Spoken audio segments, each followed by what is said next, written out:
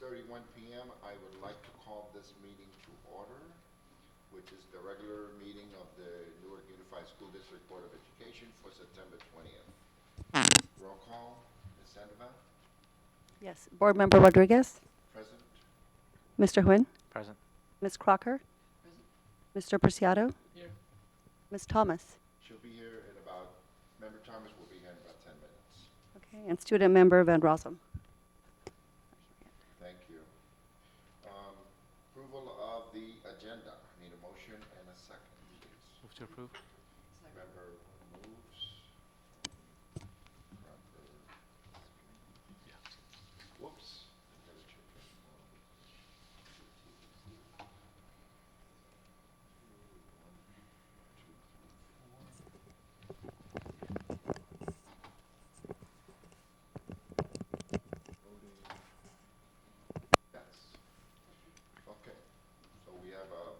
motion by Member Nguyen, second by Member Crocker.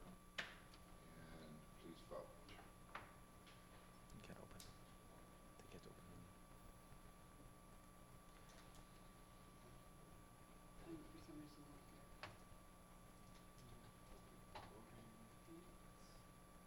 It's not showing. Close it off completely, Yeah. and then I'll open it up again. Nope. Okay. Mine didn't pop up, it was already. Yeah, you have to redo it again, Frank, if you don't mind. Oh, I have to log out. No, just vote. It didn't come up. Oh, well, It says okay, let's do it by hand then. I'll do it one more time. You got it. Okay, that's clear.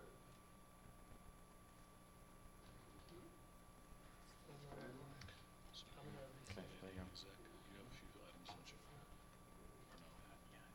So far, there you go, Tom's in.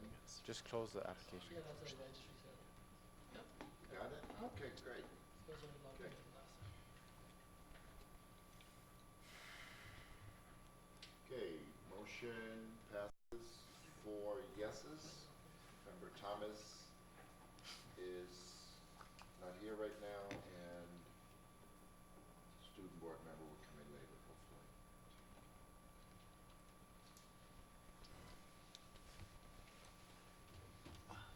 On the closed agenda tonight, we have public employee discipline dismissal release, GC 54957, conference with legal counsel regarding anticipated litigation. We have 2 cases, and that's it. Does anyone in the audience or anyone here would like to address the board on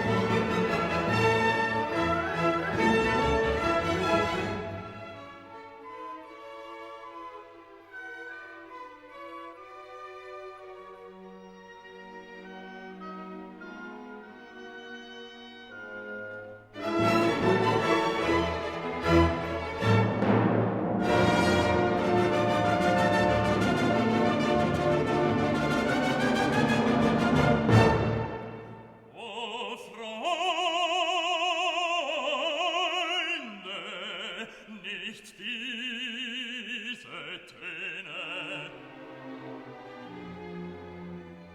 sondern lasst uns angenehmere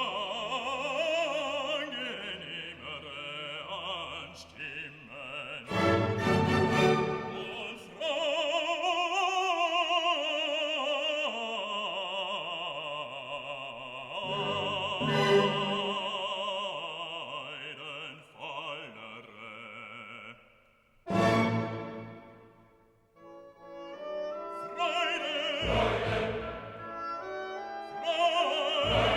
Freude schöner Götter, Funken, Tochter aus Elis.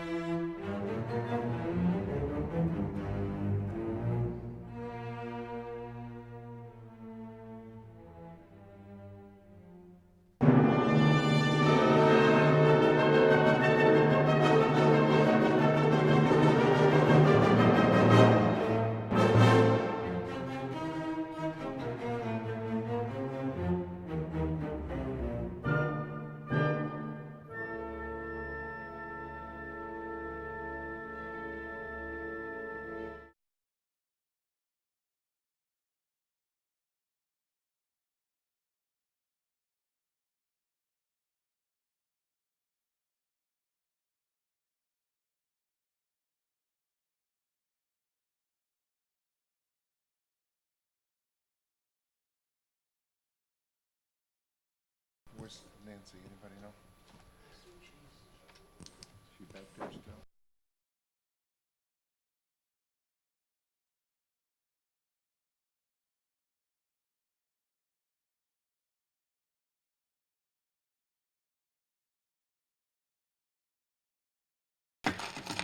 It's,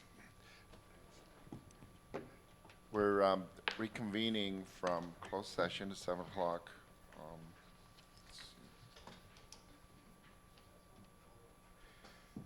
So we'd like to do the pledge first. Did you want to, young lady with the love shirt, did you want to help us with the Pledge of Allegiance, if you don't mind? Or both of you, actually, if you want. Okay. Just tell us what to do.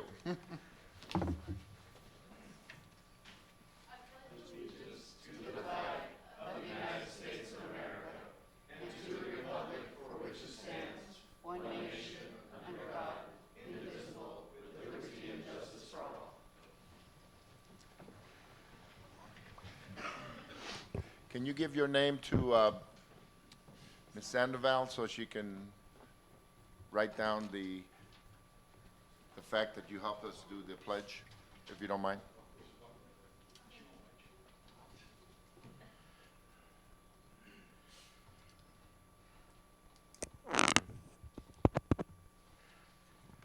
During closed session, which only took about 15, 20 minutes, the board got updates from our legal counsel, or Mr. Richards, who represents our legal counsel, regarding anticipated litigation. And we just received the report, and there was no action taken. Now we go to the student reports. Mr. Sanchez, Superintendent Sanchez. I think we put a spot in there for Sierra, but I don't know if she's running late or. We can do it toward the end, give her more time.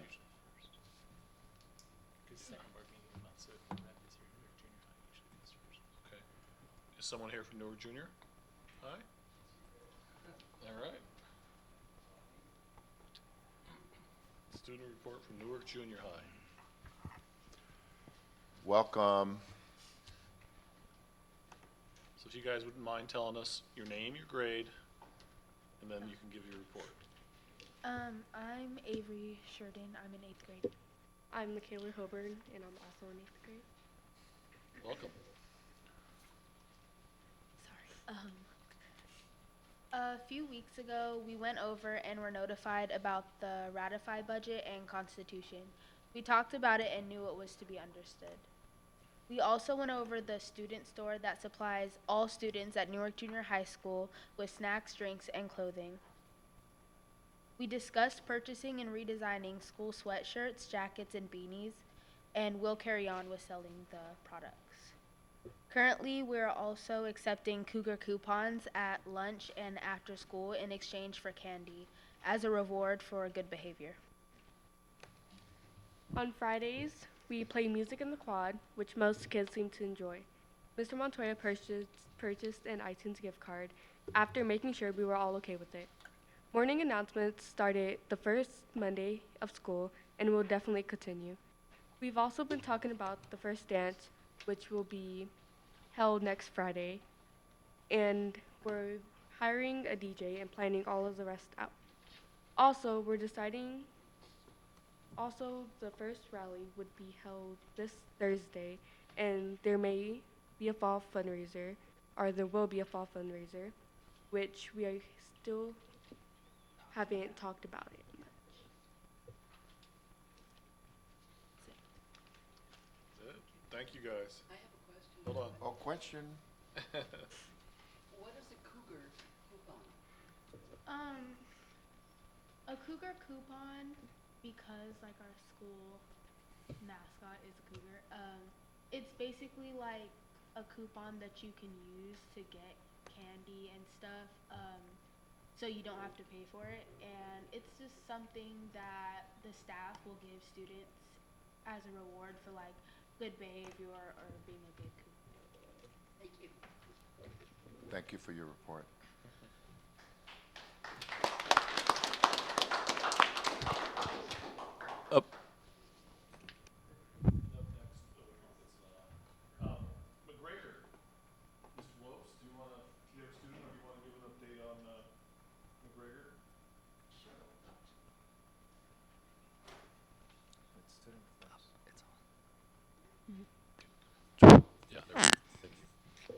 Hello, Superintendent, board members.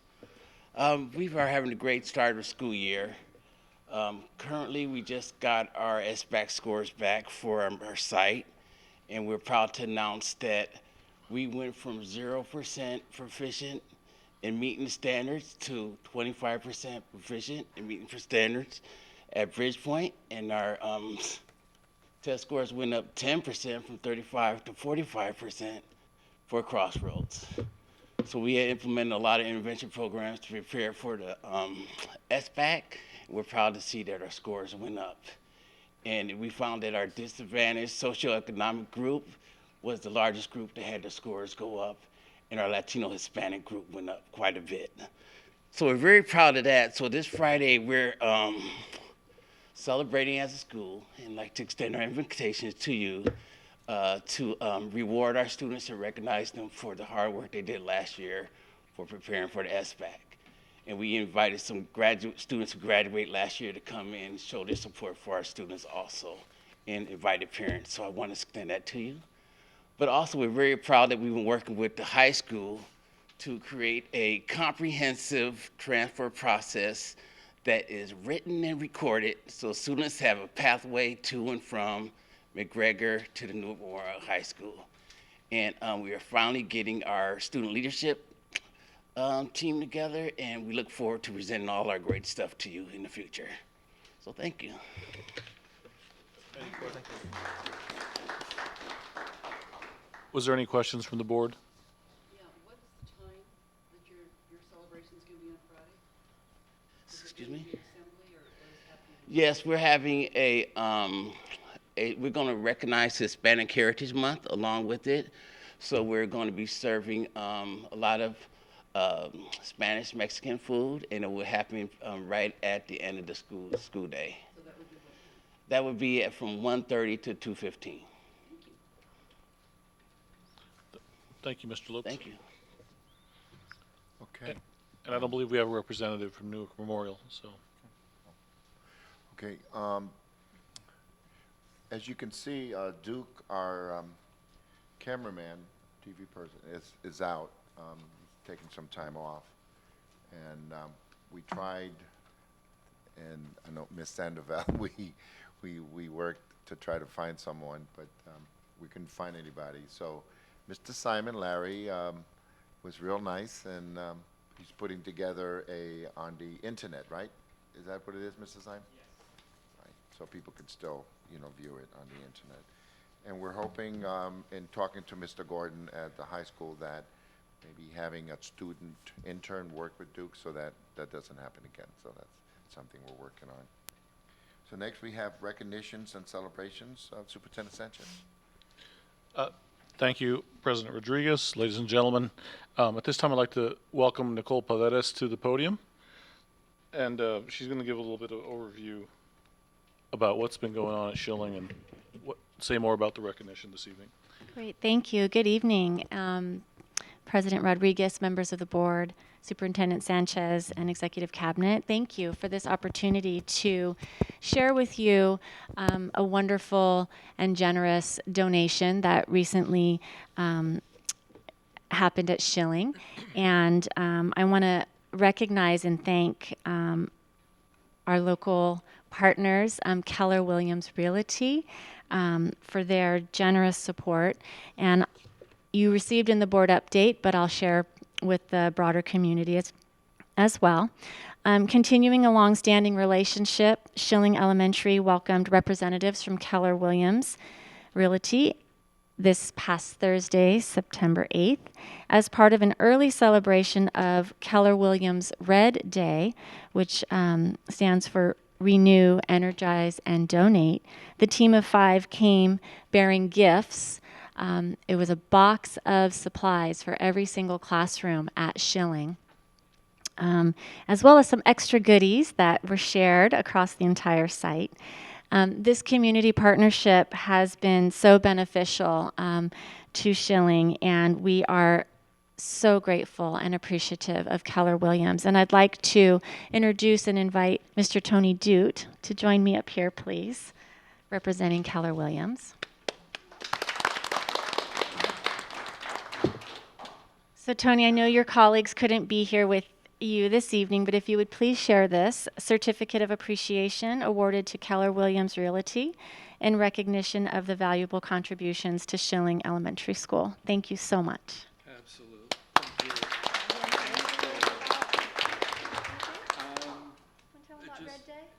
Yeah, Red Day, okay. Not really, but okay. Keller Williams is committed to giving back to the community. They have been, I joined Keller Williams about 7 years ago. They have been doing it every year for about the last 10 or 12 years, from what I understand, across the nation. The entire company across the nation shuts down for one day for Red Day, and we all pick our favorite charity or our favorite site. Everybody in the office has got their own special thing, and we kind of focus on what we want to do. And we talk it out, we work it out, figure out how we can help.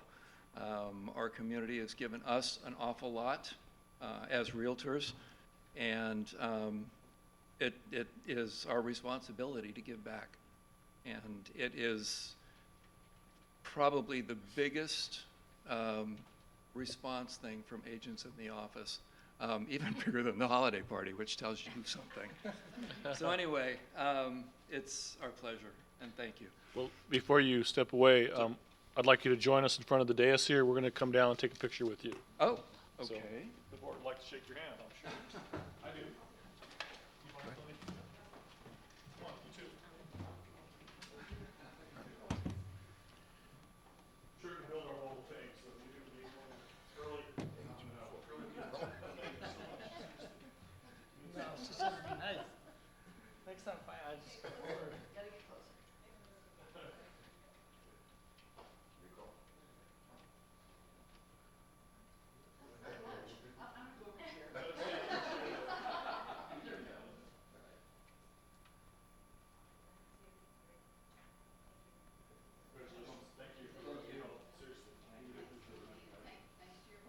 I will pass it on.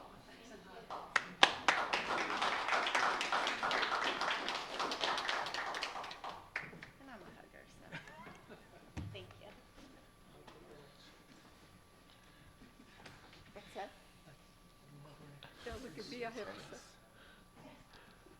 President Rodriguez, that concludes our celebration and recognitions this evening.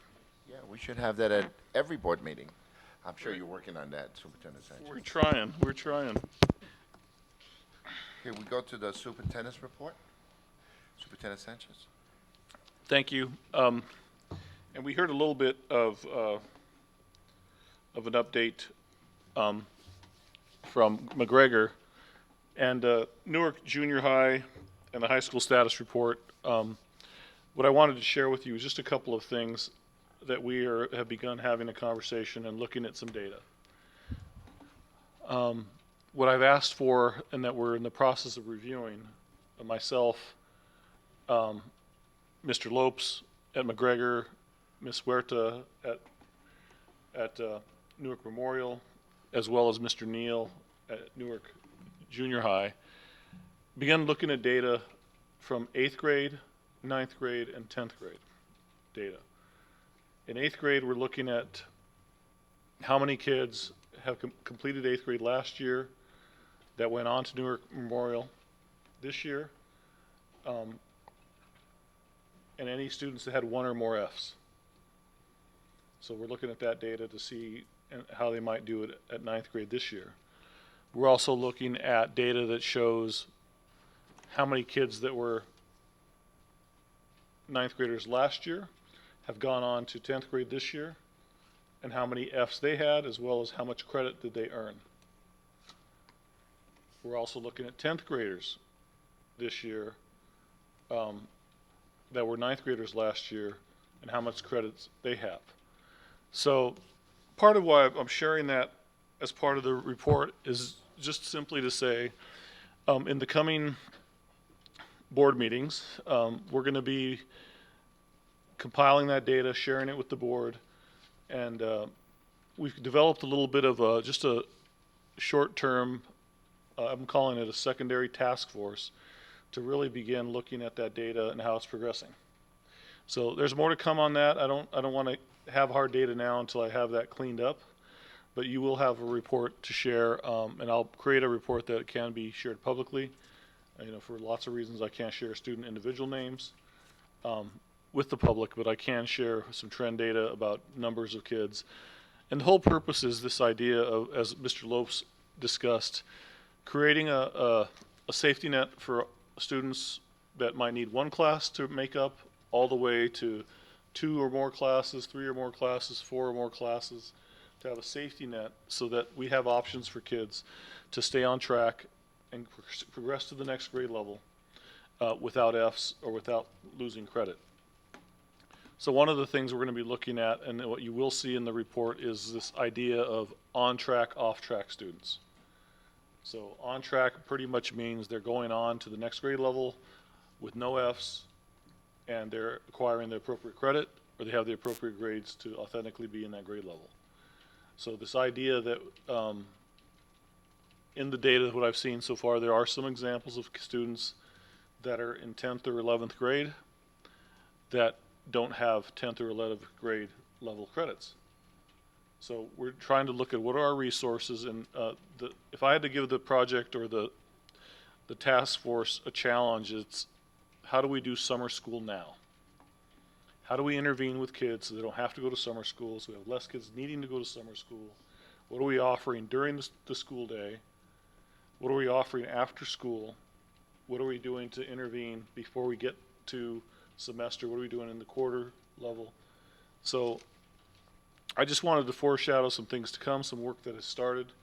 I know that we're going to be also looking at what is the graduation policy as it relates to that. But before we take any steps, I just want you to know that we're going to be probably presenting to the board in either the next meeting or the following board meeting. We'll have some report to share with the board, at least numbers and percentage of kids that are on track, off track. And we'll give you some definitions of that. But I want you to know that work is underway. We've had a couple of meetings, and it's the best part, I would say, is just having those principals talk with each other, and they're coming up with better ideas and solutions than I could, and just getting them to talk about transition grades. Ultimately, we do want to expand the conversation to kids going from 6th to 7th grade, because those transition years are critical. However, we felt it was necessary to kind of get on the same page about what are the ways that kids graduate, what do they need to support, and get on the same page relative to how are we developing interventions and resources to make sure that kids stay on track. 9th grade is a big predictor. If a kid is on track going from 9th grade to 10th grade, meaning no Fs, they're 50% more likely to graduate. So the theory of reform is really pretty simple. You build a better 9th grader, that becomes a better 10th grader, then they become 11th. Over 3 to 4 years, you've solved enrollment deficiencies and dropouts. You've increased the graduation rate. You've decreased the dropout rate.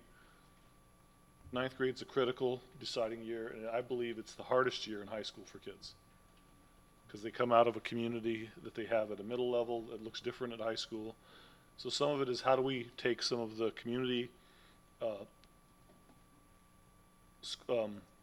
community or small school teams that they have in middle school and carry that over into 9th and 10th grade to keep that support system in place for kids, and ensuring that we're staying on top of kids so they get to 11th grade with no Fs, and every year we have a higher percentage of kids that are on track and a lower percentage of kids that are off track. So that's the most simple metric I can give you that'll be a good threshold, and this year we'll be establishing the baseline.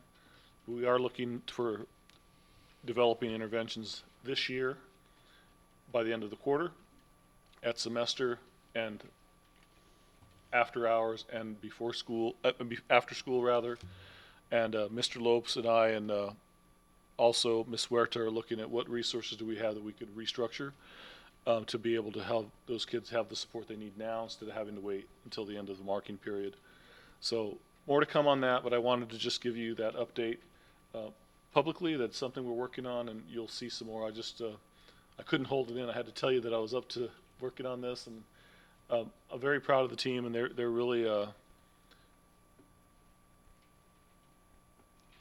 they're really engaged, I think, because we're looking at data that's down to the student name. When you get to the student name, that's the best way to look at data, because you put a face to it and it becomes more urgent. So that's kind of what we're working on and working through.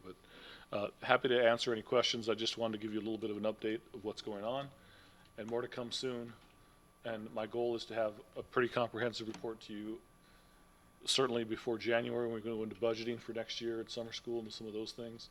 But just want you to know what's underway. But relative to that, I'm happy to answer any questions at this point, or things to remember, or things that we should be thinking about. Are we gonna, in the near future, are we gonna have a staff report as you get more into it? We'll do it. Something I'm going to similar. ask the task force to do a report for the board once we get to some clarity on the data. So there'll probably be a few of those. The first one will be just establishing the number, percentage, and identifying specific kids that could benefit from additional intervention, all the way from making up one class, like I said, to multiple classes, or how do we get them back on track. So I think what I'm kind of announcing is just this idea of a secondary task force. But we'll be expanding that out once we get some clarity on some good data, and then we'll be including other people. And I think that there's two outcomes that I want the task force to do. Really know exactly who's on track and who's off track, and then what are we going to do about it, and how are we going to measure it with some frequency. So that's really kind of where I'm headed. But it will be part of a staff report once we have clarity on data. So part of it is, it's hard to mix grading with credit from middle to high, and we want to make sure that we've also filtered out kids that are no longer with us, or kids that, there's some movement. So we're scrubbing the data right now, but I think we're pretty close. But I can tell you, we have a great deal of need for students that need to replace credits that they're missing. And the good news is, I think we'll be having some solutions within our means, within our budget. In the not too long ago, Member Thomas and I had talked about, making sure that and then the whole board naturally chimed in, and it's important to all of us, but about making sure we use the alternative school, and so that the kids at the high school. But one of the things that came up, especially from the students, was they want to make sure that when they're ready to go back, that it was an easy transition, going in Right. and going back. Well, we have discussed even redeploying some staffing from McGregor to the high school after hours, for part of the day perhaps, and finding out how many sections are being allocated to makeup classes at the high school, and how do we restructure that so that we can get it into kids' schedule changes sooner, so they can make up and get back on track. So the way I kind of described it is, if we have 7 teachers at McGregor, and we have at least 7 teachers at the high school, that'd be equal to 14 teachers total. And each of those teachers can teach 5 sections a day. Even if those sections had only 10 to 15 kids, we're serving a lot more students with some intentionality. So blurring the line of how we do staffing is a conversation that we're having. Nothing's been set in stone, but just really looking at, is the staffing following the need in the student data? And that's a conversation we're having. I don't think we need to do any changes to the contract, really, nothing major.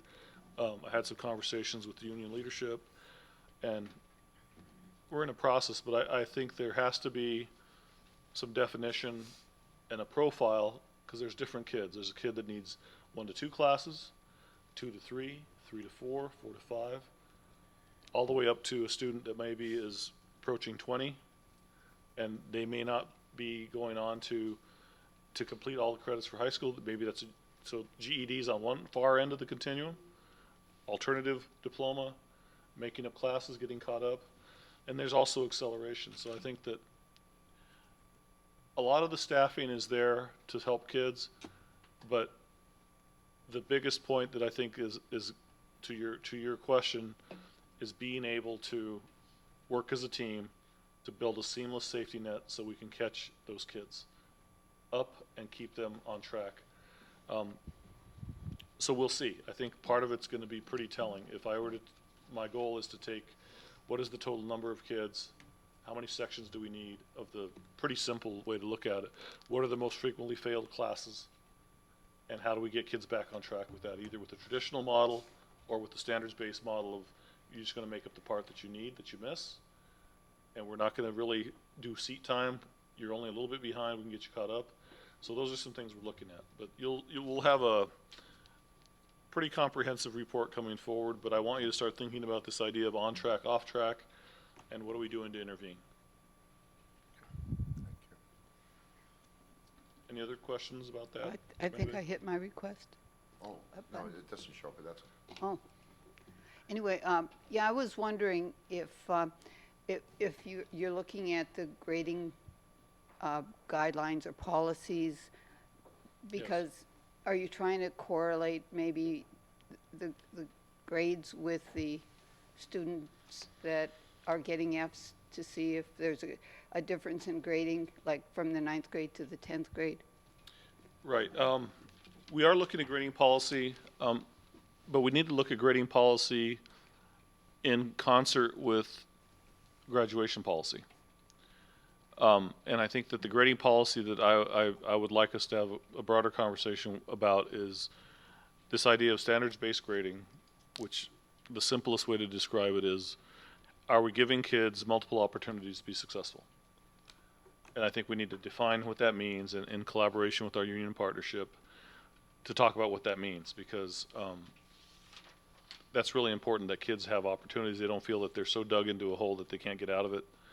So we have to look at the grading policy in concert with the graduation requirements. And honestly, at some point, I believe we're going to have a conversation about social promotion versus defining grade levels by credit. My biggest worry is to have a 12th grader with 9th grade credits, and the family thinks they're going to graduate, and they don't have the credits to graduate. So there's this, it's not a high percentage of kids, but it's a big enough percentage that it could be concerning. So the grading comes into play quite a bit, and I think that, but it comes down to this idea of, I don't want kids to be passed just because it's going to help our data. It should be earned. If you have earned an F, you should get an F, but you should have a chance to make it up at some point. So it's not about lowering the bar. I don't want to say by any means that, well, we'll just give more Ds and not give as many Fs, and our kids are not prepared. I really want them to have authentic a C, D, B, A that they've earned, and not have grade inflation occur where, the kid's nice, he's there every day, he doesn't cause problems, and I'm going to pass him. I think they need to be able to produce some rigorous expectations. So it's a big conversation, but in my view, it's a natural place to start with graduation requirements. And when we look at starting with the end in mind, if we could really define that at a deep level, then we start backward planning and aligning curriculum from seniors all the way back. So why secondary? I think it's always hard to know where to start. However, having a clear understanding what the graduation requirements is something that not only the employees that work secondary need to know, our community needs to know it. Everyone should know exactly what does it take to graduate. And that idea of internal and external communication's got to start happening. But we got to make sure we're aligned. And relative to that, we're not doing it in isolation. We're going to be attending a symposium in Oakland that talks about A through G. So we're going to take this task force and kind of become a little bit of an action research group, looking at what's best practice and who else is doing stuff in our area, in similar districts, larger districts. So yeah, there's going to be a lot of policy implication, including grading, graduation rate, graduation policy. But I think it's going to be time well spent. thank you. Anything else? Or? I just had a couple of other things that I'm working on, and we're going to share a document with you. District Advisory Council, I'm in the process of trying to develop a way for me to have other formats to interact with the community. So I'm gonna probably be putting together a superintendent's district advisory council. And I think, do we have a handout for that, which is the flyer for the 4 meetings? We didn't bring that? Was it in the packet? Okay. So it's not really adding a committee as much as it's identifying 4 meetings that are coming up. We're going to share those dates with you. I think we can pull it up somehow. Do you have it in your email, at least, Patty, to give the dates? But let me describe the structure.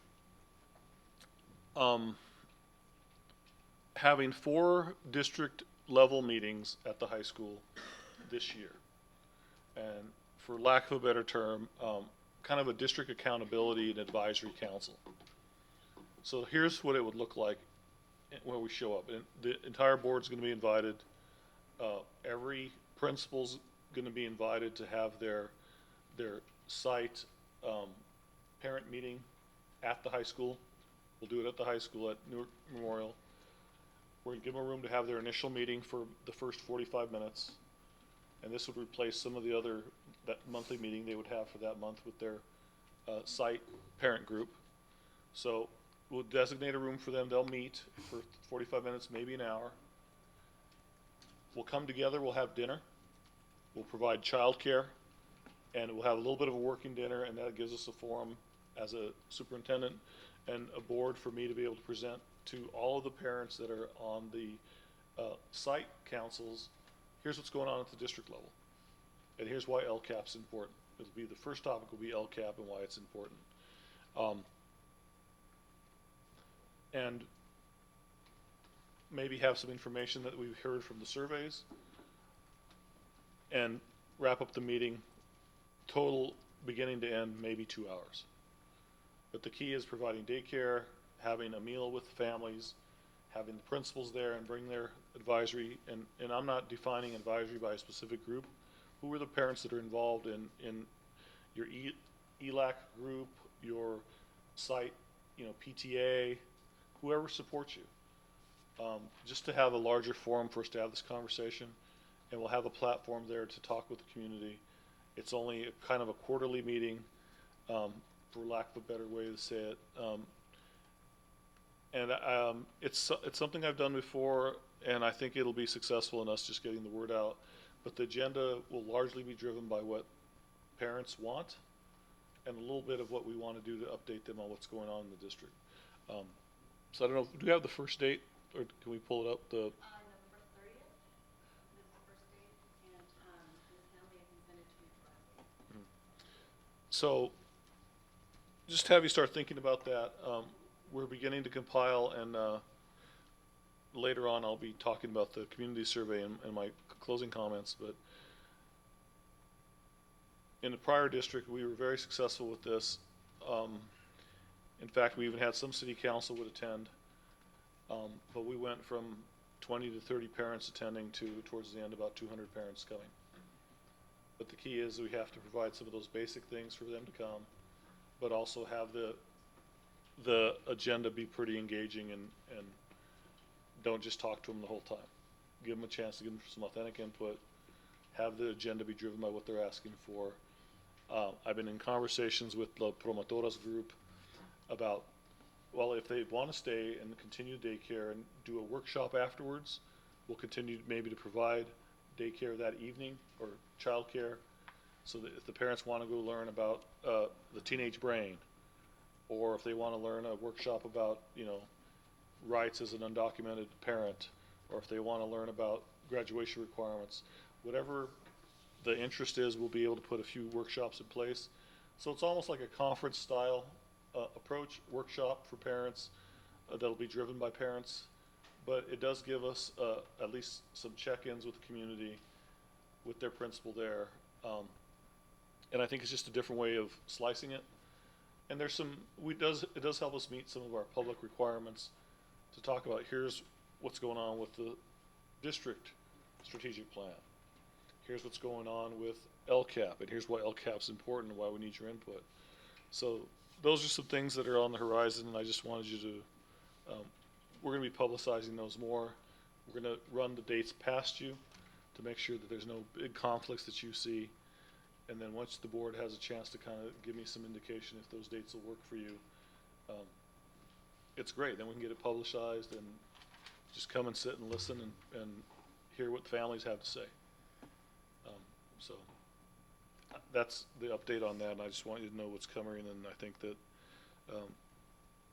it's very exciting, and I think that it's been very well received as I've talked with parents from each site, and just having a way to talk to us in a different forum that is, you know, informational, but also breaking bread in a district like ours. It's a very collaborative culture.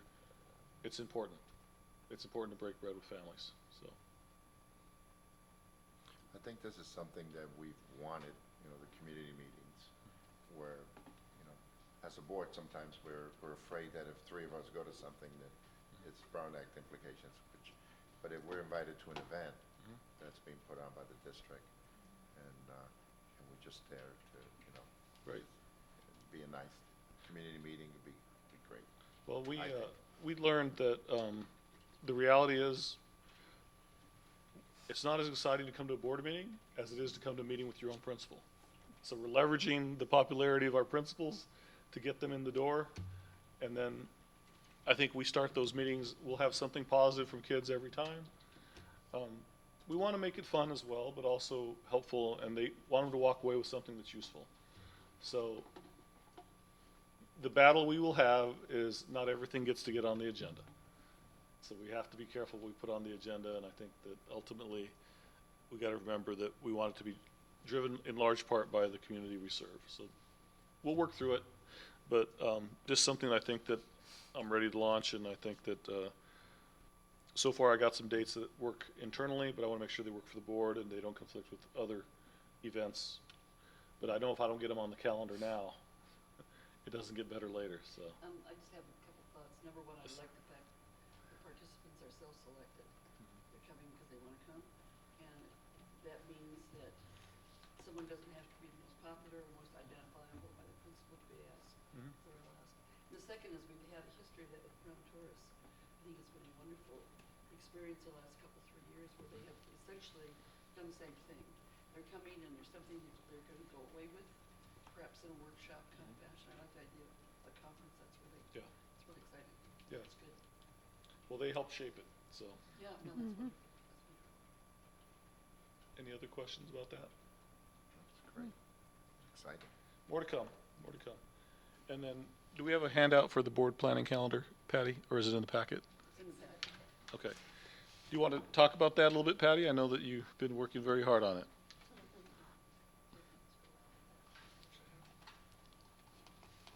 So, I'll set the stage.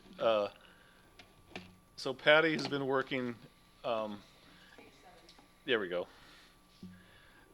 We wanted to just start mapping out board meetings and what's on the radar and trying to get a format so that the board isn't surprised. And if there's important things on the calendar, and you know, I can't be at everything, and one board member can't be at everything, but if we know what's on the calendar and we can kind of split it up, we always have a presence at events, and I think that's something that we're working through our growing pains. But if you don't mind describing what you put together, I think that'd be great, Patty. Sure. So this is basically a calendar that will be for the board public viewing.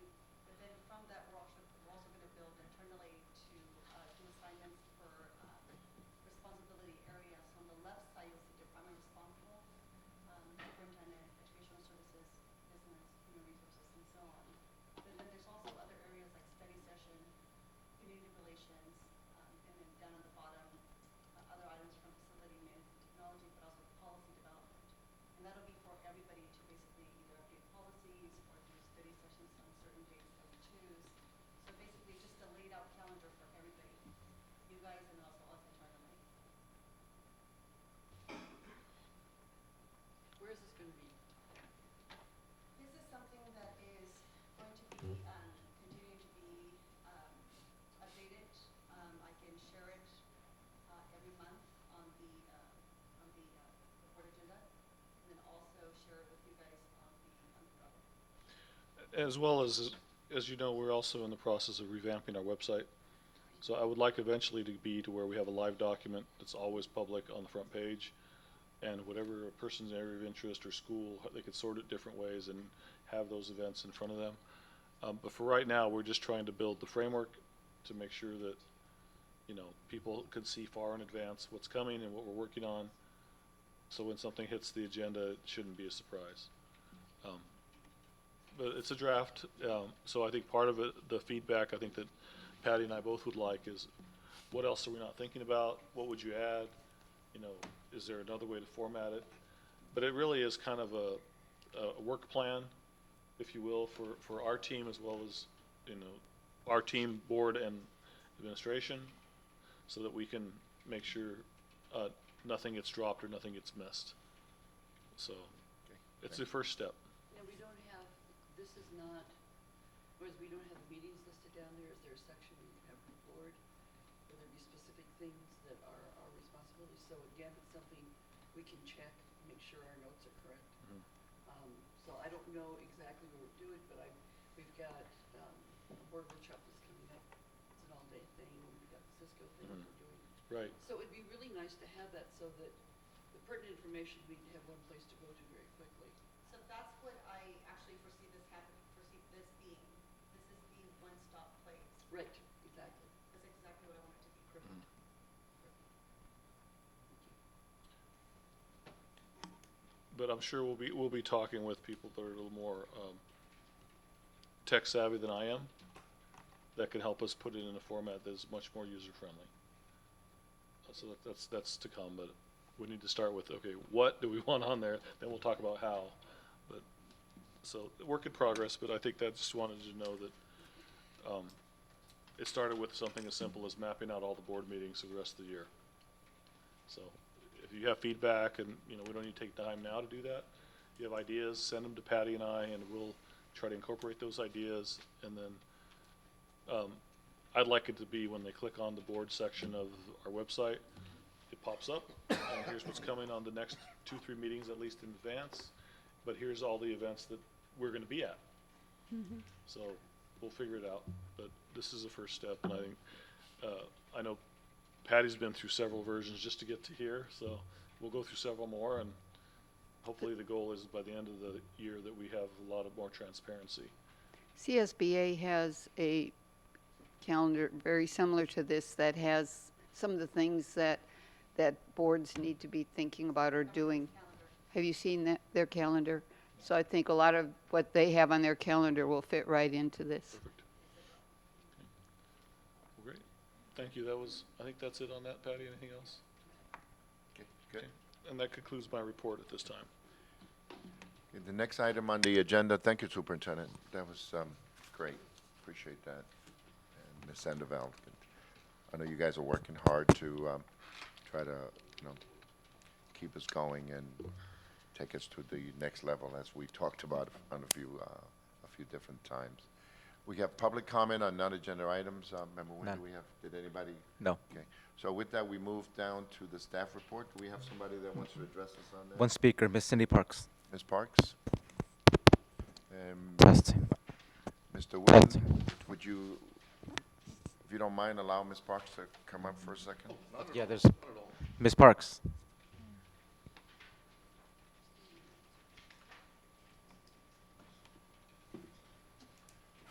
Good evening. Good evening. Your previous dialogue over the last 20 minutes has kind of hit on some of the items that I wanted to bring up here. About 3 years ago, I, under public records request, asked for a credit deficit report, student credit deficit report from the high school, and I shared that with all of you, and it was very shocking to me to see the number of students that were credit deficient. And knowing that Bridgepoint always seemed to be under-enrolled. That's why I wanted to address this, because to have only 64 students at the beginning of the school year at Bridgepoint, I think is a travesty. I think to start them off in a campus that they're eventually going to get transferred out of. I think your LCAP clearly stated the number of dropouts, and that was a horrific amount also. So to start off the year on one campus and then have them get transferred, I think is crazy. I have been an advocate many times from this podium asking that you do as much as you can when you're building the master schedule to build it with the students that you know you're going to have and build it correctly, because I've seen the line outside the counseling office and all of the students that have to have their schedules redone. I think that causes more chaos. It causes apprehension, especially on the part of the freshmen. For the students that are already feeling that they're in that hole, as the superintendent mentioned, to have them feel like they're floundering over at the high school isn't a place that you would want a teenager. And so I think that to start the year off at the campus that they need to be at, we know that there has been conversations that Bridgepoint could have like up to 120, 130.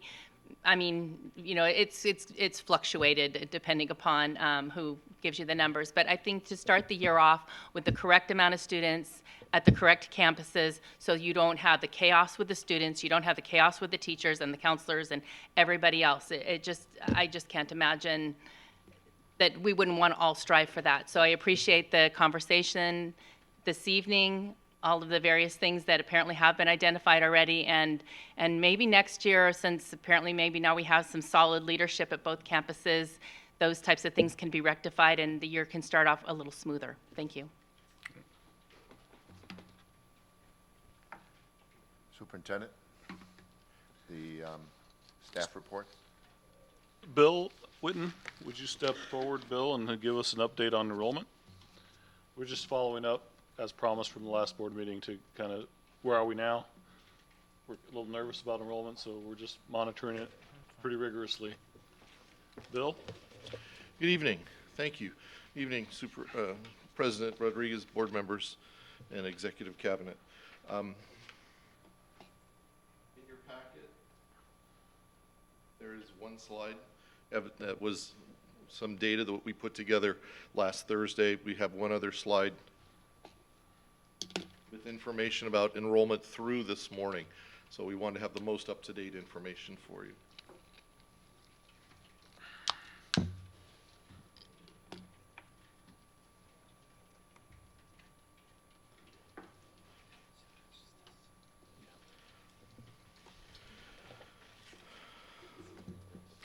This first slide is in response to the board's questions at the last board meeting to show the actual and projected enrollment, not just for the elementary schools as a whole group, but broken out by each of the elementary schools.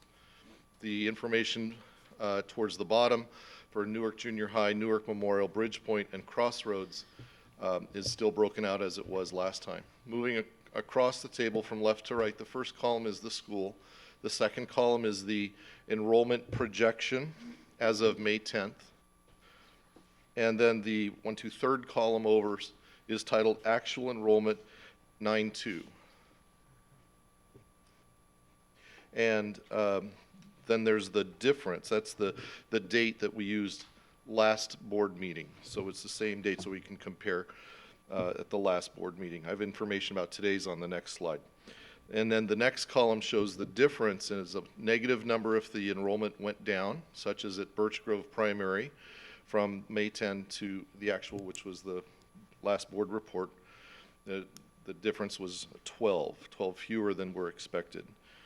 And going on down, overall I totaled down the actual enrollment column as of 9/2 at 5,851. And I totaled down the difference column. I apologize, the total's not at the bottom. The difference is a positive 14. So, and 14... above projection? 14 below projection, which is about 1/4% off of the actual projection. So I think the projections were overall quite accurate. The next two columns are shaded in yellow to set them off. The board had some questions about the number of intra-district transfers, students leaving one site in the district and transferring to another site within the district. At the bottom, we only have one junior high, high school, continuation, and independent study high school, so that's why they're blacked out. And for instance, on the first line, Birch Grove Primary School, don't mean to pick on them, but they're here first. There were 7 students that transferred from various other sites, and 6 students left Birch Grove Primary for a net change of -1 for that one individual school. Well, overall, there were 87 intra-district transfers that we were able to accommodate this year. Okay. And the last 2 columns, highlighted, shaded in green, represent the numbers of students who do not live in the Newark community who've applied to and met the board's requirements for grades, attendance, and behavior, and were able to come into our district, and those that were honestly left the district for a various number of reasons. For instance, at Birch Grove Primary, the first line, there were 18 students from outside the district that have applied for and been approved to attend this year, and 5 students have left the Birch Grove Primary attendance area to attend public schools other than in Newark Unified. If you total down the last 2 columns, the incoming total, the second to last column, that's up 110 coming into the district. And the last column, if you total down, it comes to 113. So a net of 3 outgoing over the number that are coming in. Okay. So I'll move on to the next slide. We'll take questions in a moment. This is the slide that we put together this morning. Sarah Kieser, the technical assistant in pupil services, is instrumental. And we looked at in the first column is the name of the school. We broke it down as you requested by each elementary school. And the second column is the information that was presented 2 weeks ago. All the elementary schools were lumped together in one large number. Here they're broken out by the elementary school. So on the last board report, there were 5,851 students enrolled. The actual enrollment today, as of this morning, today's the 18th day of the school year, is 5,826. So the last column shows the difference between the second and third column. For instance, Birch Grove Primary, 2 weeks ago, there were 378 students enrolled. As of this morning, 382 for a net increase of 4 students at that one elementary school. Totaling down the last column, there's a net decrease of 25 students in this last 2-week period.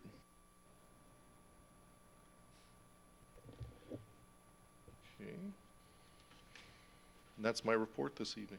If you have any questions, I'd be happy to do my best to answer them.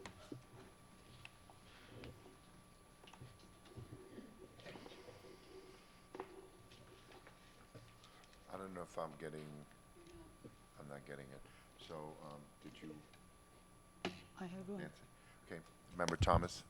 Do you know what accounts for the large number from Newark Memorial that dropped in that 2-week period? No, I don't know what that relatively large number. It's 2% difference. 2% drop in their enrollment, and I don't know what the cause of that is. I think part of it would be that, if you can go back to the slide, the enrollment at Bridgepoint increased by about a dozen students, right? 9 students. So that would probably feed those Bridgepoint students would pull from Memorial High School. At least that would account for 9 of them. The others probably are simply either move out of the area or no shows. Right. Mrs. Whitten, did you want to answer that question since it was directed at you, if you don't mind? I think Member Wynn's analysis is very good. Right. The increase of 9 students at Bridgepoint would be students who have come from Newark Memorial High School. The other students, I don't know why the drop is there.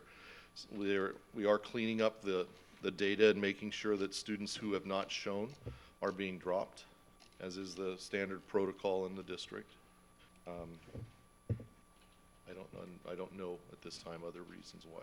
Is there a tracking formula in place where, I mean, if we knew they were there a couple of weeks ago and they're not there now, wouldn't there be any tracking where you find out who the student is and why are they not there anymore? Like an exit survey or something?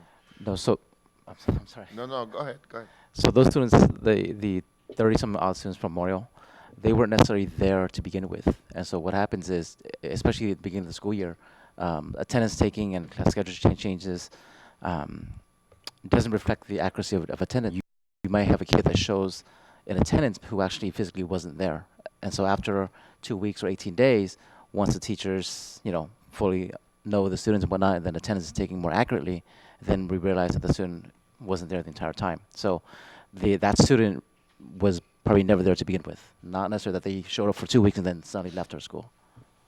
Yes, that's exactly right. Thank you. And then another thing is the 35 relative to the size of our other schools being a lot smaller. Elementary schools are a lot smaller, so the 35 stands out.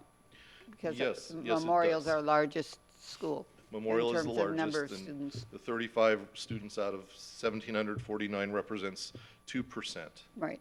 The other sites that had relatively large drops, Birch Grove Primary dropped 1.1% in enrollment, Lincoln dropped 1%, and on the elementary side, Graham dropped 0.8%. Is So they're smaller that schools. over this, from day 7 to day 18, or is that from last year? No, just from day 7 of this year up until this morning at 7:45 this morning. Comparable time to 2 weeks ago. Member Crocker? Is there any way that we can track, as President Rodriguez said, an exit survey so we can track where they're going, or the ones that are not showing? And I don't know, but I think this is part of our picture, is what other schools are they going to? Yes, there can be in the form of a withdrawal notice. When students withdraw from school to enroll in another public or private school, commonly they circulate a form to the teachers to give a grade as of the date of leaving. And on that form, the family usually does fill in the name of the school where they're going. At this early point in the year, though, we don't really see students transferring to another school, private or public. But we don't know from spring versus fall, because oftentimes people will change, they're gonna change, they'll change at the beginning of the year, rather than waiting to go into the year and then change. Correct. And before any of the students are dropped, the standard procedure and my directive is to make multiple contacts in various ways to try to reach the parent or guardian or caregiver for the student to find out why they're not attending. Have they moved to another community? Are they attending a private school or some tutoring program? So we only drop students after commonly, this year we did it at the end of 7 days, the end of the second week, the first full week of the year, started dropping students, but only after we tried to make multiple attempts to contact and see, should we hold a seat for you in these classes? If not, we're going to move on to the next students that need to be enrolled. Do we have that data for the last couple of years? Or is that something that gets purged every year? The number of students? No, where they're going.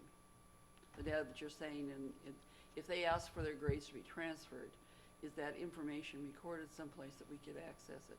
It is recorded in each high school student's transcript, the date of leaving and to where the records were sent.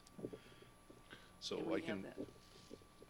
Right. But part of that might be part of our monitoring, could be going back and looking at maybe last year or last 2 years, records requests. Sure. I know that we have an obligation to legally track those record requests, and we forward transcripts officially from one educational institution to another. That might be a good starting point and Mr. Whitten is also involved in our task force. And I think that's something we're going to be looking at as well. And that might be a good place to start with, just even making some calls and finding out if there's some trends of where they're going. So I think transcript, records request is a good place to start. Yes. I also, it's not included here, but I did a survey of the data that I keep for each year. This is the data I've accumulated so far this year. I have one of these for every year. I've been here in the district 8 years. I've been flipping through the records and trying to see at what point does our enrollment stabilize and not drop off. And historically, in the last 5 years, it seems to be at about between day 18 and day 25 of the school year. We just have a real stabilization and very few other drop-offs until later in the year at the end of the first semester, really. So we're about at the place historically where our enrollment will stabilize and remain stable for the balance of the year. Could you again say what our actual enrollment is compared to what we said it was going to be last year or in our projections?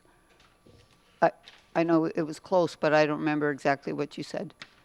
5851, I believe. The projected enrollment was 5,837 as of May 10th. That's the second column on the slide that's on the screen. And the actual enrollment this morning was 5,851. And that's 14 over projection. okay. Good. And what's the difference in the number we had last year actual? Do you remember what, do you have that? last year was 6,013. 6,013. So we went from 6,013 to 5,851. At 6,013, Mr. Richards, is that the CalPADS reporting date? The CalPADS reporting date is the annual first Wednesday in October, so we're not quite to that measurement point. So the numbers are roughly analogous, but not exactly the same point as last year. So do we have a date that when we're going to get our demographic study?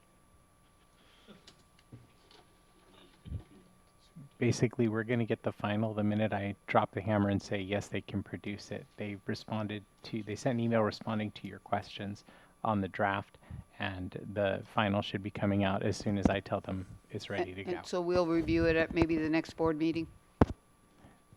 Well, we have a pretty big agenda item already on the board meeting with regard to the bond, but we can schedule it for a future board meeting. If we want to do them all in one night, we can. Can we fix the mics? I think they're all very low. I don't know if there's a volume button somewhere. I don't know. The Larry? individual speakers. Or this. Larry's here. Huh? Really? Really? Thank you, Larry.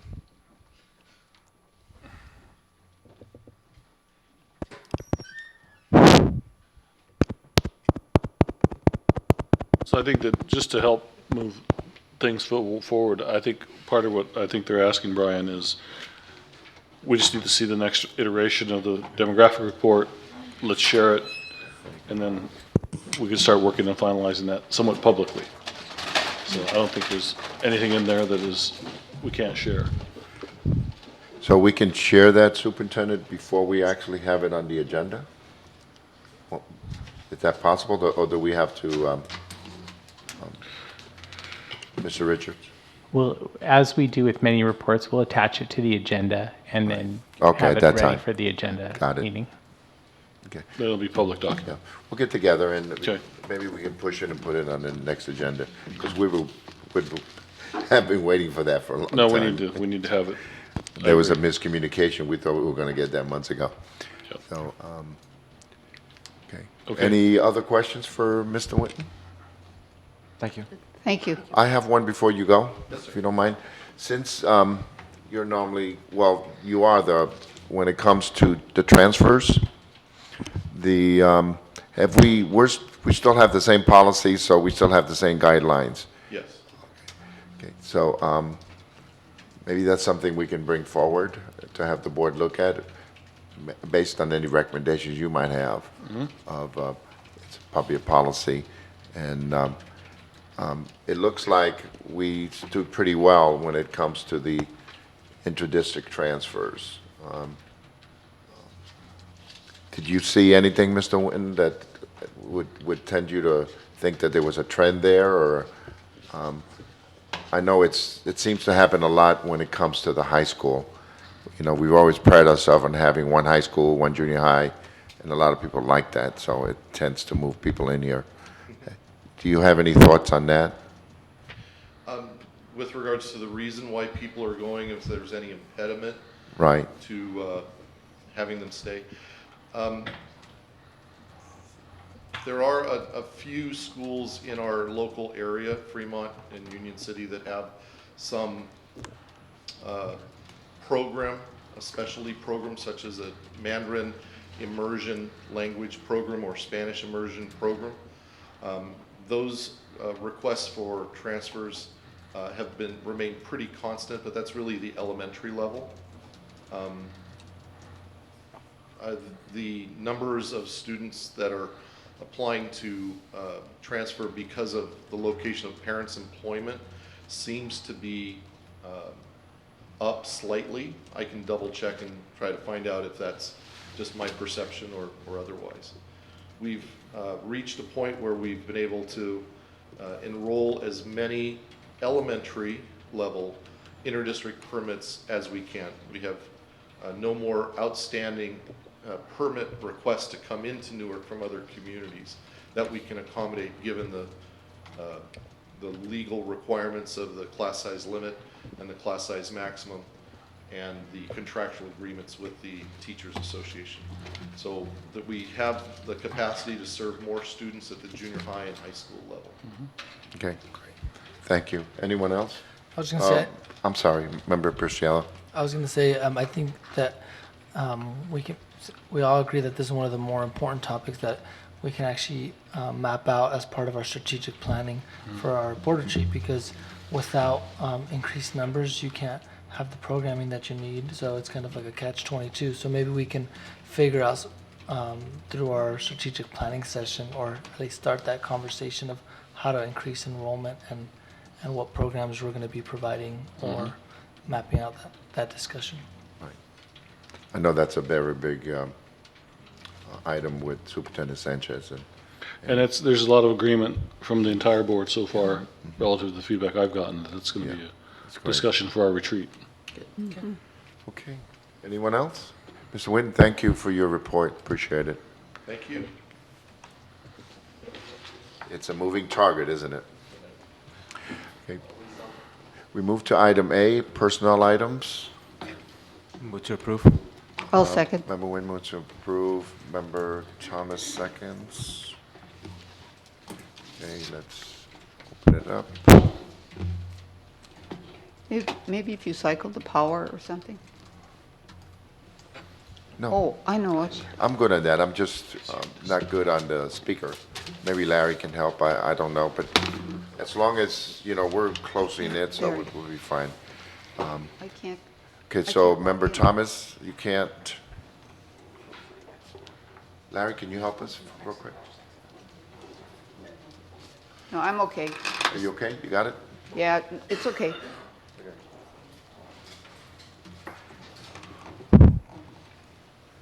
Okay, I still don't show you. You want me to clear it and then bring it back? Okay, beautiful. Thank you. Okay, motion passes 5 ayes.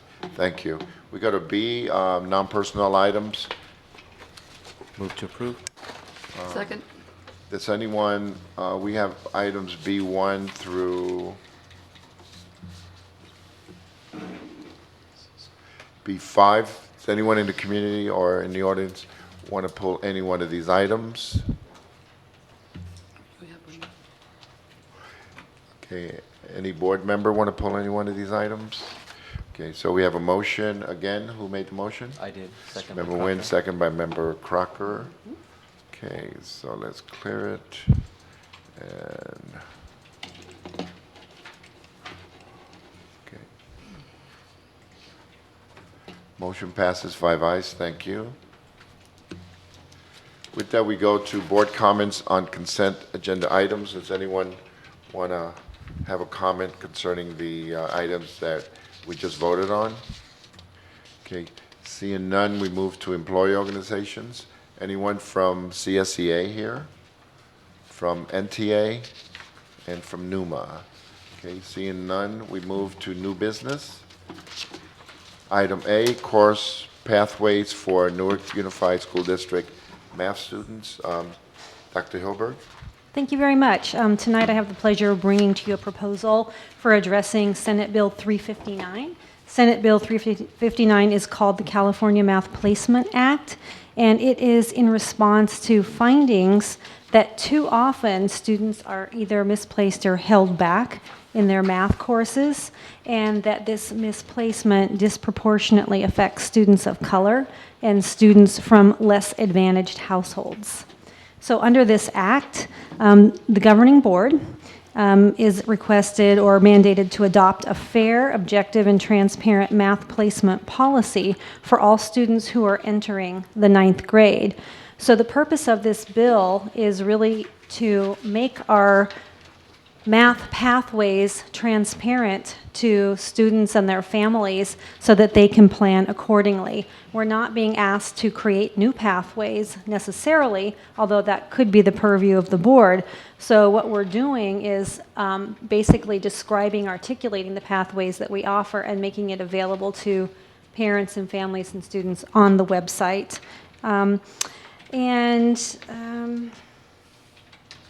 Basically, I gave you a color copy, and the pathways should look very familiar to you.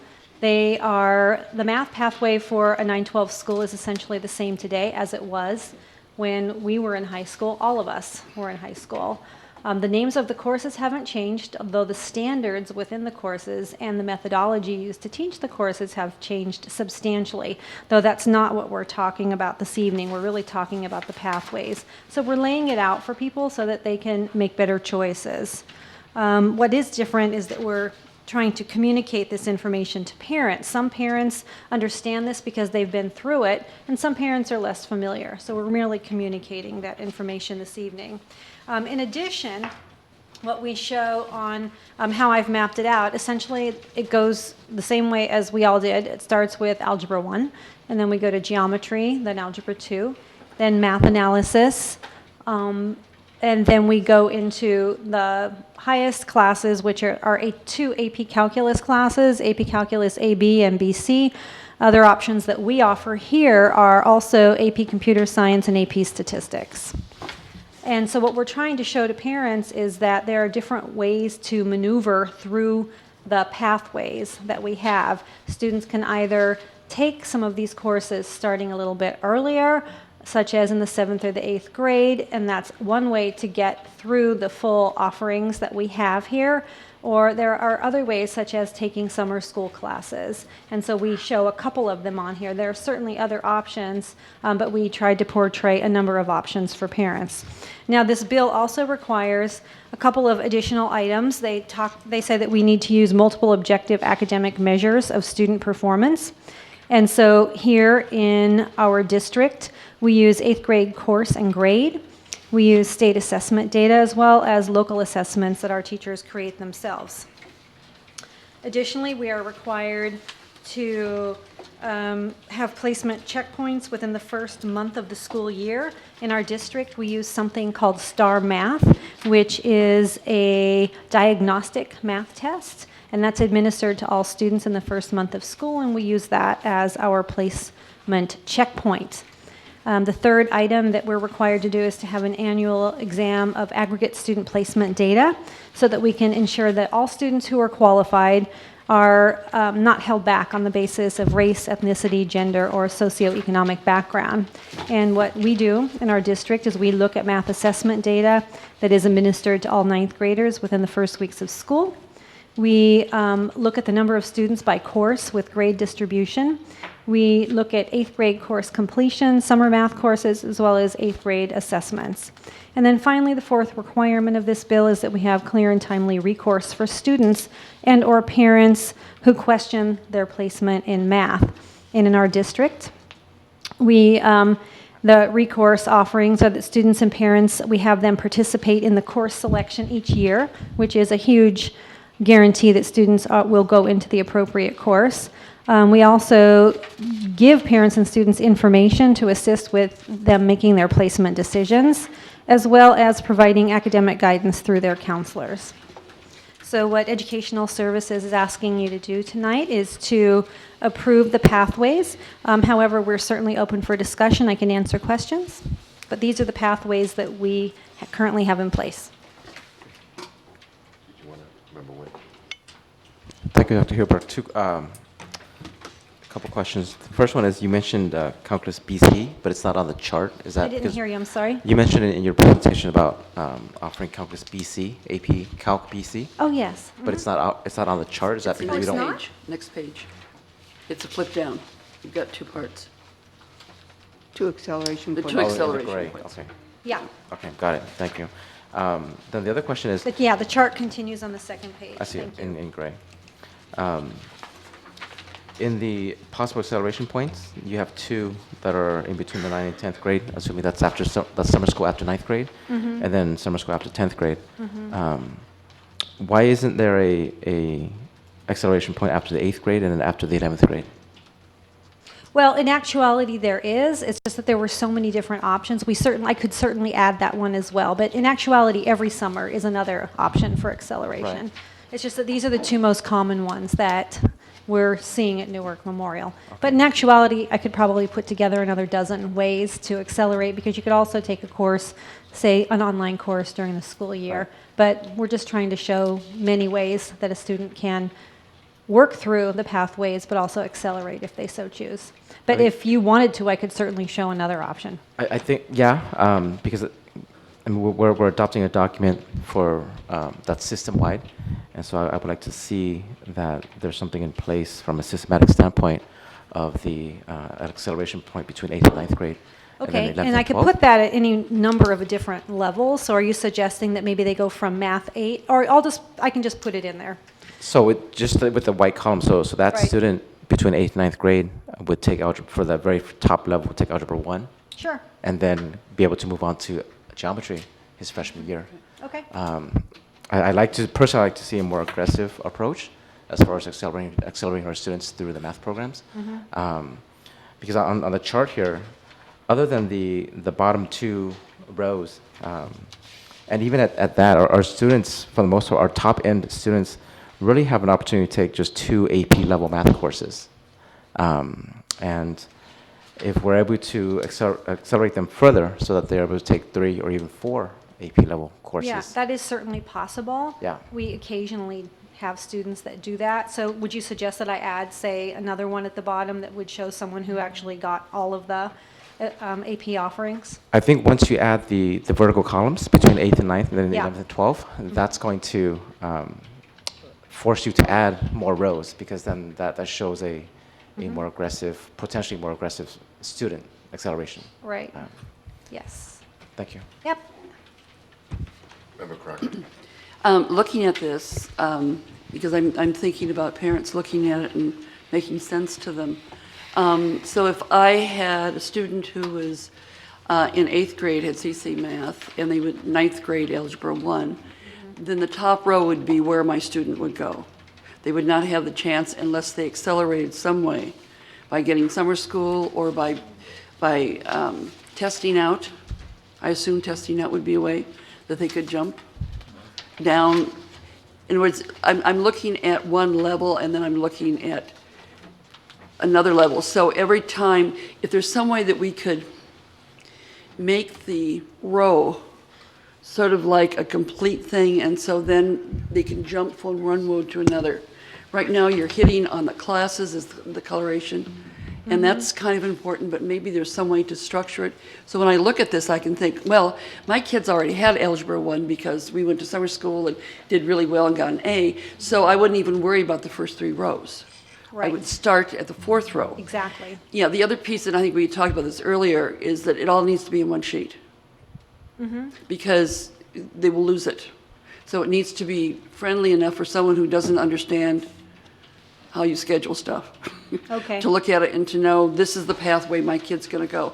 And they may jump down, and they may take 2 or 3 math courses. I have a granddaughter that's doing that, and at sophomore level, because math is her love. And so she's taking whatever she can take. So that's her electives. And so that's an option for them. The one acceleration point is confusing to me, the terminology. I don't know if it's confusing to everybody, but I think if we can show it in another physical way, the way the chart is set up. I would suggest to incorporate it into a larger comprehensive course catalog. And I think that's something as we start reviewing graduation requirements and credits, I'd like to kind of revisit how does that play out in a course catalog where parents can really map out really from middle school all the way through 12th grade, a course of study, instead of calling it a pathway. What's the course of study if their target is to be in a 4-year university and clear the path to have multiple AP offerings at high school, or if they really want to go towards a 2-year associates or a certificate through ROP. Those are things that are through Ohlone. What are the options that we offer? So I think part of it is how do we, and I think that's kind of where I'm feeling there needs to be some better communication around how is this used for parent and family communication to sit down with the family in, I think, 6th or 7th grade and say, what's your end goal here? And here's the roadmap of how you can get there through the high school. And I think the more acceleration points that we can put in, the better. I think that's a recruiting tool for us to say, here's some other options. I know, and there's more to come on that, but I think that in my mind, I see this, and I think it's a good option to blend into something that is a larger course catalog. I think it's a piece of it, and I think the same thing could happen in English. Right. And I don't know if there's maybe science, we could do the same kind of thing, so that they're looking, saying, well, my kid loves math but hates English, and so they're not going to do as many acceleration points on the English as they might do on math. Right. Yeah. So again, it's helping the parents go through, and I know this is just the beginning, and so I appreciate that, and I think that the more we work with it and the more we find out what parents think and how they feel, I think it's going to be better. I don't know what math analysis is, by the way, the class. Pre-calculus. Oh, okay. Okay. Maybe that should be put down. I think people might know I pre-calc. think it depends on the district. This district, since I've been here, has always called it math analysis, but They other have. districts might Yeah. call it Yeah. pre-calc. Okay, thank you. What? Anyone else have You go any math questions? analysis. Member Cristiano?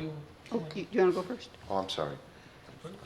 Okay, well, before I feel comfortable approving this, I would like a lot more information. For example, the Senate Bill 359 prompted CSBA to come up with a board policy, and we haven't adopted that board policy yet. And that board policy really spells out some of the things you told us verbally, but aren't really codified. And one of them that I think is really important is that we have exactly what the protocols are. So what is the protocol? What are the measurables that we're telling parents that they need for their 5th grade students, or excuse me, for their 6th grade students to go into geometry in the 7th grade? What are the objective measures? And I think those have to be written down before and become part of this. Also, I think we should adopt the board policy, I think it's 6251.1, that kind of that documents what we have to do. And annually, aren't we supposed to have a report? I'd like to see that report. What is our report in terms of the measurables that board policy and that SB 59, whatever it is? I put these all in an email to you, and I was hoping that we would get more information about how we are actually doing it, like it calls for us getting data, every year that actually shows how well we're doing in terms of properly placing the students. So did we give the START test or that test? And how did we find that all the students were properly placed in the 9th grade? And even though it's not required that we go down to the middle school or junior high, I think it really might be important that we have the same process in terms of testing and making sure we're properly placing students in the 8th grade and 7th grade in the accelerated classes or the algebra classes. Also, there's a whole new schema, I think, with Common Core, and there's really some very strong standards, or rigorous standards that need to be met in the 7th and 8th grade. And how are we ensuring that the students that we're accelerating are proficient before we accelerate them, or they have a pathway to become proficient in some of the topics that are included in the 7th grade and 8th grade standards. Also, because we have 6th grade, we have generalist teachers teaching 6th grade, are we convinced that they are getting the same kind of preparation that would warrant them being accelerated with their generalist teachers as opposed to teachers that are specialists as they would be in a middle school model. Saying all that, I would really feel comfortable if we actually had this presentation by the department chairs or administrators from the junior high and the high school, and that all of these protocols are mapped out for us so we know that you're doing them. All of the data that shows that we are following SB 859 or whatever it is are being followed. I'd feel a lot more comfortable. This is like drinking from a water hose. I don't even know what these accelerated courses are. From what I saw at open house, they seem to be self-study or independent study on a computer, and I'm not even sure what they are. I don't remember when we ever adopted these, although I know we spent a lot of money on it last year. So I think it's like a comprehensive package, not just the math pathways, but how are we ensuring that we know and that how these courses are being implemented and being successful with our students, because certainly our math scores at the high school were not very good this year. So that's kind of my thought to the board, that we take a deep breath, we approve at the next meeting the board policy that we should have approved last December because it was a change in the law with this Senate bill, and that we get some more data on the actual protocols and how they're going to be on the web and what information parents are going to get and how successful we were in giving this test this month to all our students. And do we have an analog at the junior high for placing students in algebra in the 7th grade? Thank you, Member Thomas. Member Pierciello. All right, so I have one comment and one question. So first, just wanted to echo Member Wynn's comments regarding more opportunities for growth. Appreciate that. And my question stems from, I know this is 8th through 12th grade, but it kind of looks a little bit like tracking to me. It just, obviously, from this, I speak from personal experience in terms of my perspective or what happened in my situation of, I was fortunate enough to be tracked in the higher level by taking seriously a 6th grade math test that placed me in pre-algebra for 7th, which placed me in algebra for 8th, and then geometry and so on and so on. So I guess my question is, I hope that's not the process. My question is, how are people placed into the different points? Mm-hmm. Yeah. Yeah, I'd like to respond. Actually, I want to start by going back to Nancy. And Nancy, I did respond to your email in quite detail, and a couple of the things that we're bringing up are actually pretty far outside of what this is. SB 359 is talking about students entering the 9th grade. And so I couldn't agree more that we should possibly do a board study session on secondary math, but it's far outside the scope of what we're doing tonight, which is looking at the pathways through 912. That's what SB 359 is about. Certainly the board could go beyond that and talk about, what the test criteria are for students who are in the 6th grade going into the 7th grade, but that's not what this bill is about. This bill is communicating to parents what the courses are and different ways to navigate the courses through the high school. What's the first course taken? What's the second course taken? Is there a way that I can go a little bit faster? What are some ideas for me on how to go a little bit faster? But a couple of things that Member Thomas that you brought up. One is talking about what goes on in the junior high and the placement. We can certainly talk about that, but that's beyond the scope of SB 359. So I didn't want to talk about tonight, although I did respond to your email. And then you're also talking about accelerated math. Sadly, there's this coincidence in the name of a particular piece of software, and that has absolutely nothing to do with the math pathways and accelerating through the math pathways. That was a very unfortunate coincidence in terms. So that happens to be a software program that's used, and we could certainly do a presentation or a staff meeting on that. But once again, that's not what this particular bill is about. This bill merely says we want you to communicate with parents about what their options are. So I'm happy to add multiple rows because truly there are many more than 2 or 3 more different ways to get through this. And what I did is I took one that was provided to all districts that was a sample exemplar and then modified it to make our own, and I even added a couple of pathways to it. So the state is merely asking us to get some information to parents who might not be as savvy about what course to take first, what course to take next, etc. Once again, the purpose of the bill is to make sure that we are not misplacing disproportionately our students into inappropriate math classes. Okay. Thank you. Member Preciado, go ahead.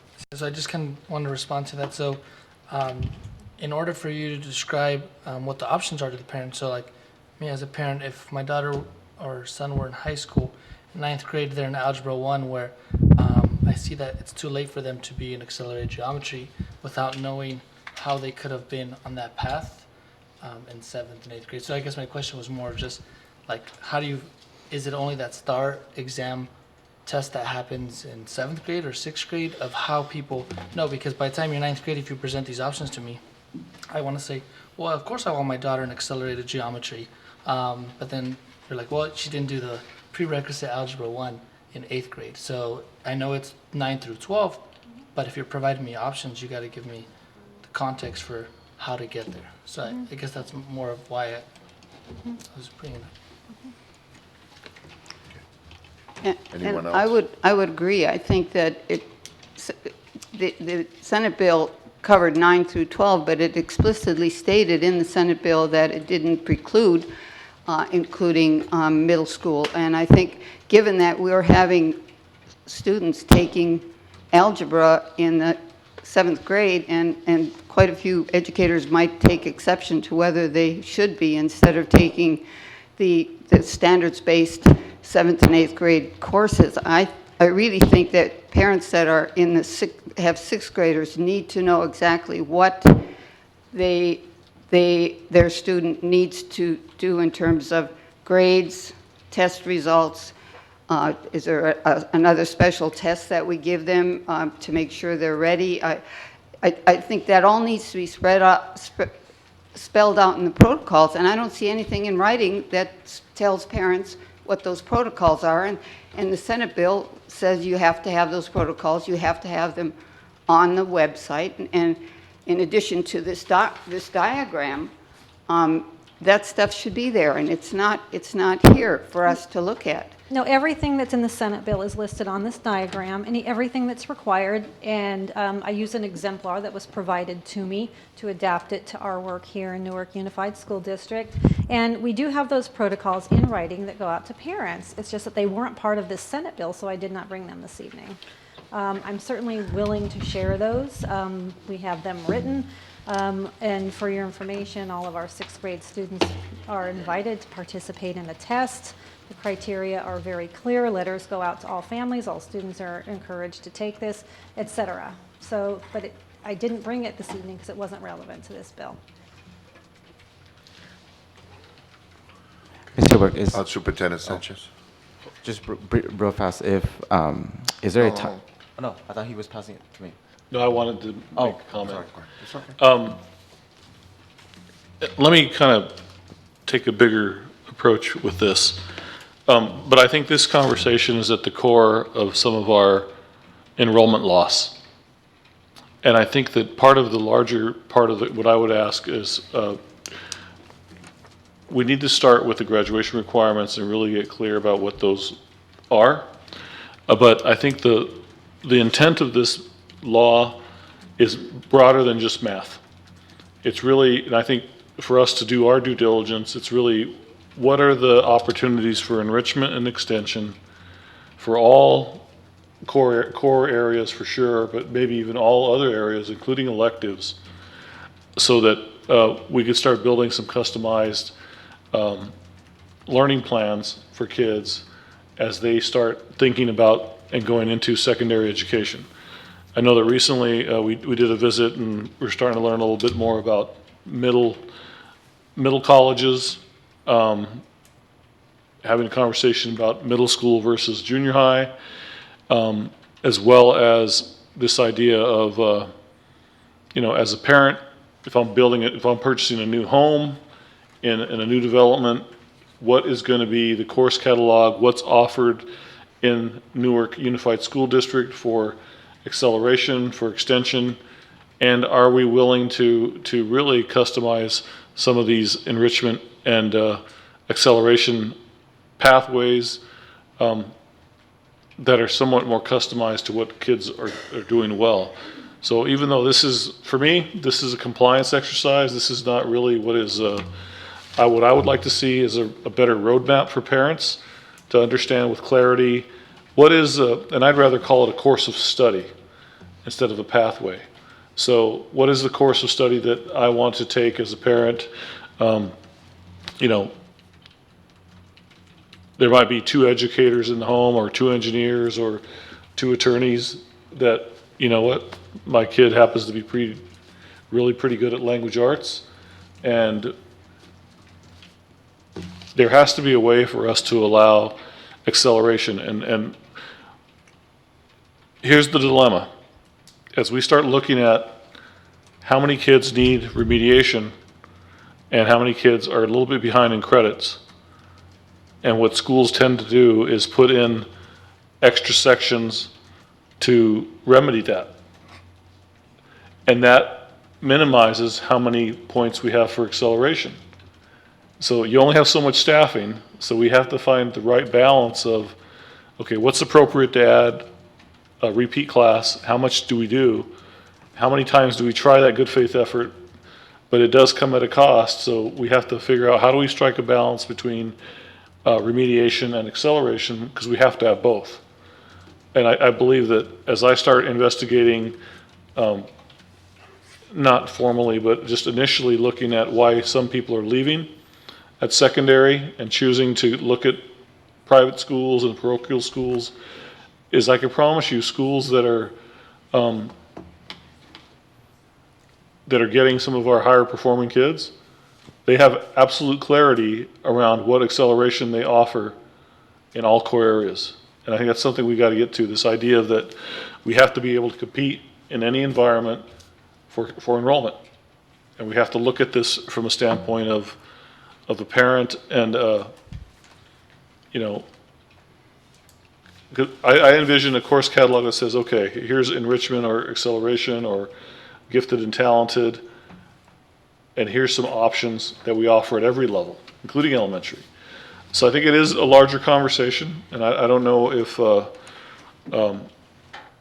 it's going to be something we can answer by the next board meeting, but I can tell you these are at the core of the conversation that I'm having with the secondary task force to really look at where do we have our staffing tied up right now? And can we adjust it a little bit to offer more acceleration in addition to just the necessary remediation that we have to do sometimes, because there's a finite amount of resources we can work through. But in my mind, I'm just trying to think about how do we get it communicated, but also really clear on what the board wants our kids to have from a policy standpoint. So we've discussed this for a while. Just give me 1 second and I'll let you go. We've been on it for, there seems to be some that want some changes made on the document before we approve it. We can approve the document and then maybe Member Thomas or whoever wants during our board request can talk about the board policy and maybe doing a workshop, maybe inviting the department chairs and, et cetera, et cetera. But right now, we have an item on the agenda that's up for discussion and action. And if the board, by majority, wants to move it to the next board meeting, which is it's going to be a heavy meeting for us, but that's fine. Member Nguyen? I was going to ask if this was time sensitive, being that Yes, it's... it is. We can approve it and then address it during board requests as far as, And that's kind of a problem because this was supposed to happen before the start of the school year. Was hoping we would get some kind of indication of what the test, when the test was given or will be given for all the ninth graders and what it showed, and a description of how many kids are being accelerated, and just a lot more information to wrap around this. So that's, I think, in my So opinion, I that's a think- different kind of report. Yeah, and I think what Superintendent Sanchez mentioned is correct, that this is an exercise in adoption of Right, a exactly. procedural, and just to adopt a document. And then we can have a further discussion about, validity of tests and accelerated math software and our whole vision as far as total acceleration at a different point. But I would be comfortable approving this document pending a couple of additions that I mentioned earlier with the columns of acceleration. But then also to clarify the rows, because just in simple labeling, as far as one acceleration point, then you have 3 of those. Just A, B, C, or some sort of thing that denotes that it's a different, so that when we refer to it, it's... Option A, B, C. Yeah. Options. Okay, so you want to make a motion? I'll move to approve pending the changes that I mentioned. Need a second, and then we can have other comments if you want. I'll second. Member Crocker seconds.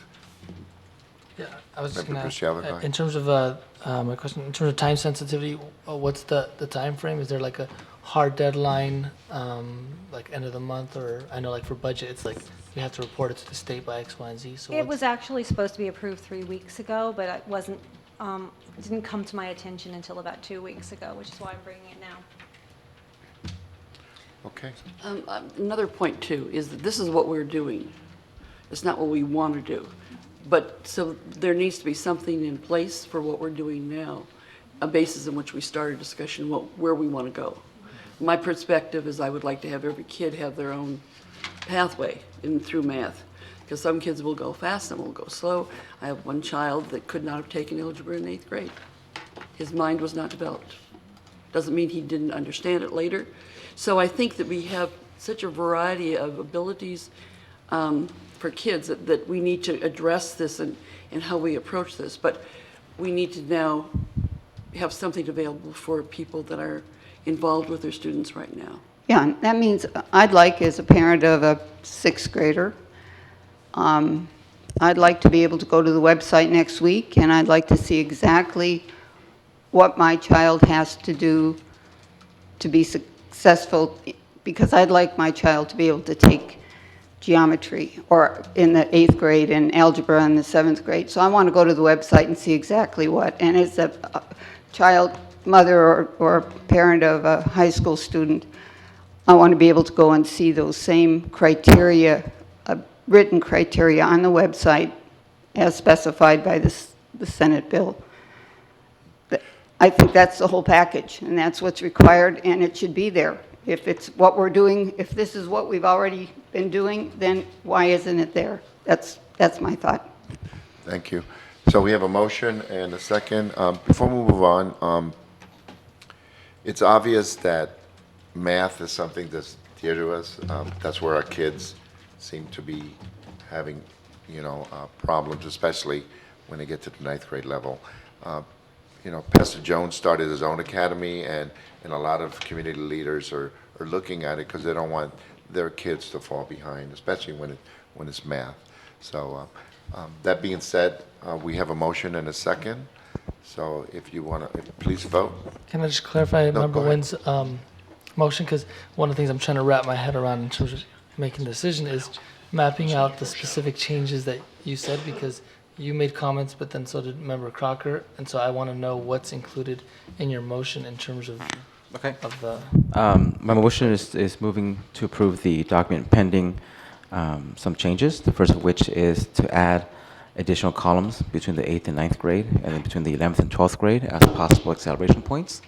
Then also to, if necessary, add further rows to reflect the potential for students to accelerate and be able to take 3 or 4 AP level courses in their high school career. And then also within those on those rows that we have, to clearly label them options, A, B, whatever value you want to place to it, just to differentiate the different rows. Okay. That's a big motion. Thank you. I really That's need to okay. get We got a second. Member Crocker. With that, we were talking about, and I think it has to do with the rows being in such a way that it's clear, so a parent can find the row that's there Yeah. and see the jumping. And Yeah, so that's what I meant, the- Yeah, the A, B. format is something that the Ed Services will figure out.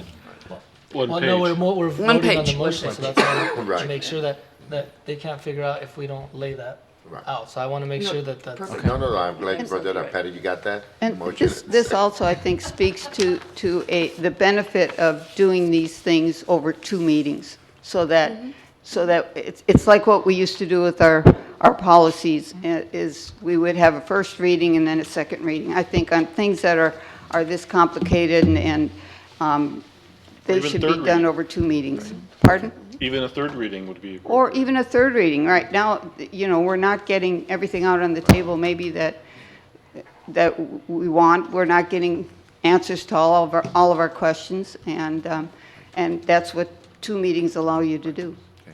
So we're at the motion and the second, and the motion has been reread and seconded again by Member Crocker. So now, please vote.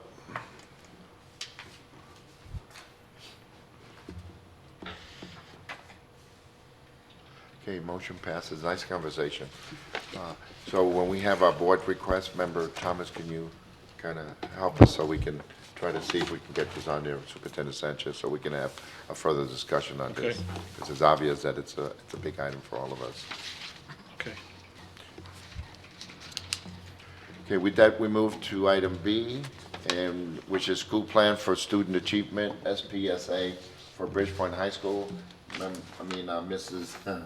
Parks would like to address us on this.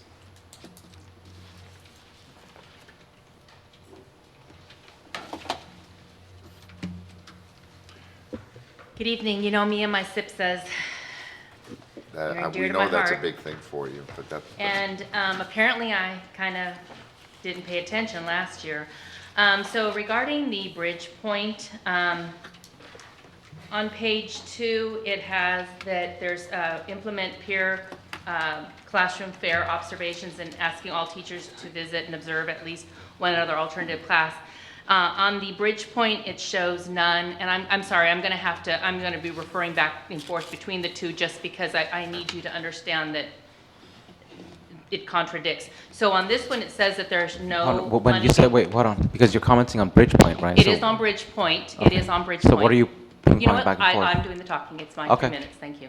So on this one, it shows that there's none, but also on, yet on Which one are you Crossroads, it's talking, got, can you, got where are we $2,000. looking at, Ms. Parks? Excuse me? Which page are we looking at? I'm on Bridgepoint, on page 2.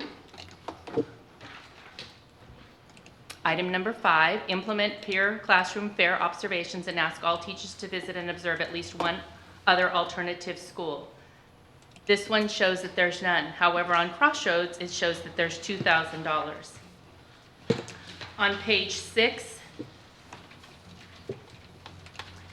under action steps number 1 for the LEA goal number 7, it says provides school-wide professional development on rigorous high-quality content, and it's really talking about the Kevin Clark instructional program, and it references math and language arts. However, Kevin Clark, first of all, is just a language arts program, and you're no longer using Kevin Clark, you're using Janelle Cameron for the accelerated English language development, and that is Title III money. You approved that at the meeting earlier this month.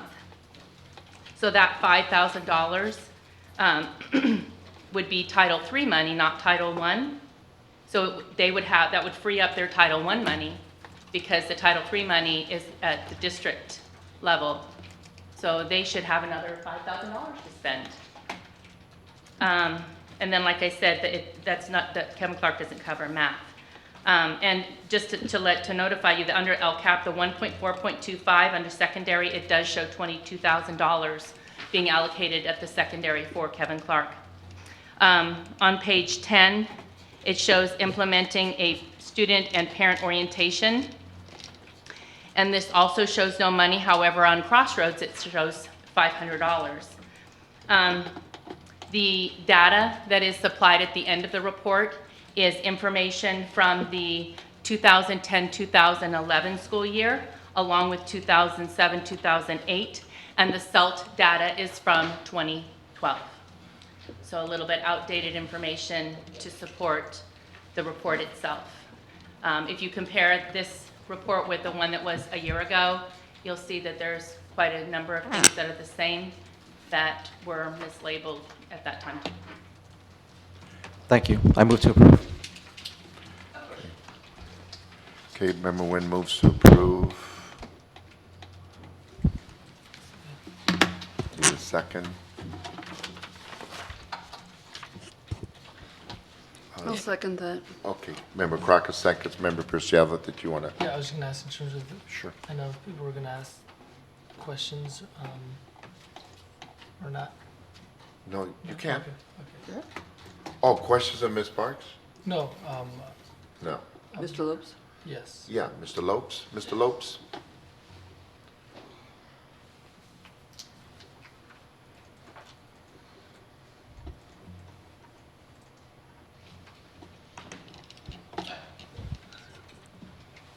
Thank you, board members. Sure, I was just gonna What ask. questions? I was just gonna ask in terms of that Kevin Clark thing. Is that just like a typo and it should say Ms. Janelle or the other consultant? No, I think it's not a typo.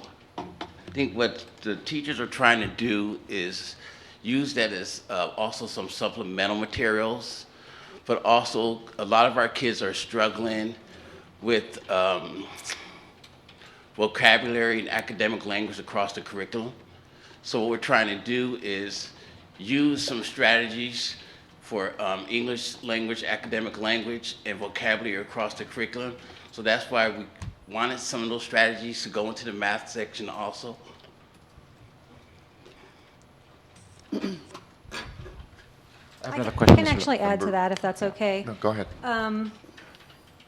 A couple of years ago, a principal at the McGregor site actually was so enthused by not the content of the accelerated ELD program, but more so with the methods, the methods that teachers are trained in, and worked out a deal whereby teachers at Bridgepoint and Crossroads receive professional development.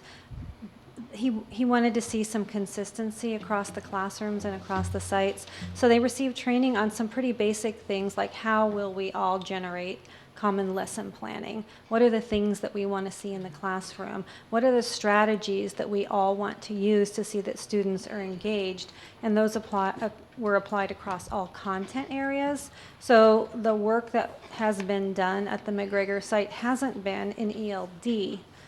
It's been in those particular methods to be used across the content areas to increase active student engagement. And then two other things. One was the level of rigor, because that's always been perceived as lacking in some of the courses at the McGregor site. And then the third thing is there's been a consistent focus at McGregor on writing. And that's where these methods come in particularly strong, as supporting students to develop as academic writers. So I have a couple, thank you. I have a couple questions for Mr. Lopes. And these are just simple yes or no questions, so you don't have to think too much thoroughly about it. First question is, has Ms. Parks met with you at any point during the past year to discuss your SIPSA? No. Okay. Second question, did your SIPSA, was it approved and gone through the process to approve by your school site council? Yes. Thank you. Okay. Anyone else?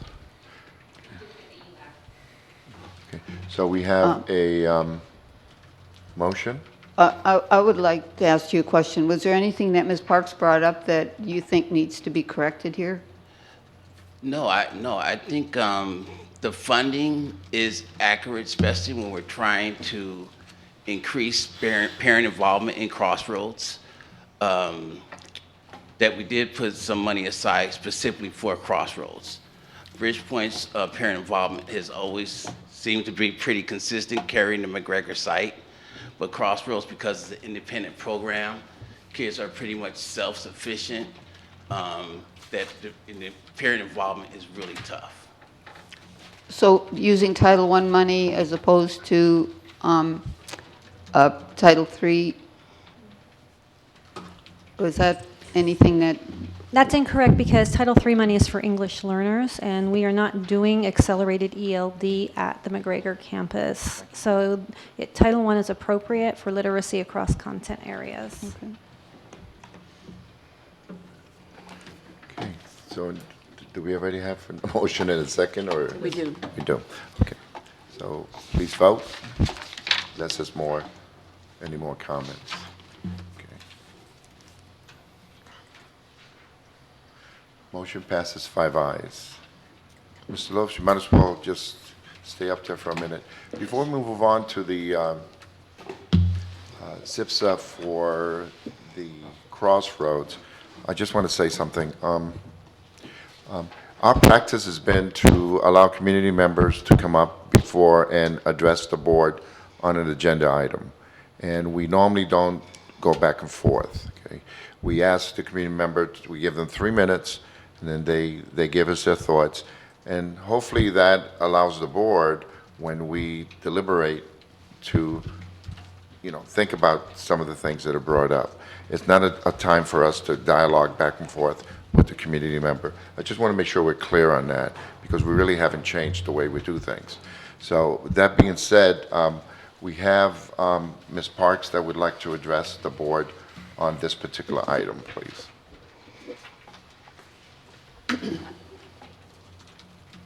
Thank you. Just to reiterate some of the things that I had pointed out already, there's the money that was set aside on this campus versus no money being allocated at Bridgepoint. But as I indicated after, this one also does not have the ELAC. You do have, on both of these plans, you do have funding that is going for your English language development students, and you did not seek input from your ELAC committees. And if you'll recall, when I've spoken previously regarding site plans, in checking with the CDE, they do say that you do need to run these past your ELAC committees, and that's why, they're supposed to, that's why that little box is on there. And I brought that to your attention previously, and there have been site plans that were held back until that was taken care of. You also have, on page 9 of this, you have your dropout rate that's as of 2011. And again, so you're using old data to support your reports. You guys are the ones approving it.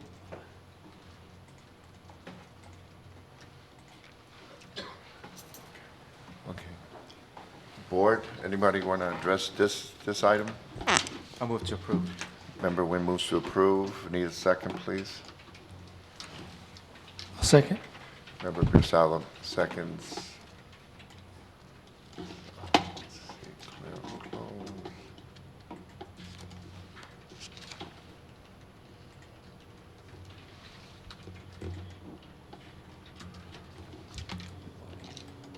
I'm not getting, Larry, I'm still not, I'm sorry. I'm just, Close and display. Do the close. yeah, I did, it's not, This one, this one right there. same thing, nothing's happening. Try one more time and then close and display. Close No, not that one there, yeah. this one. No, the one to the right.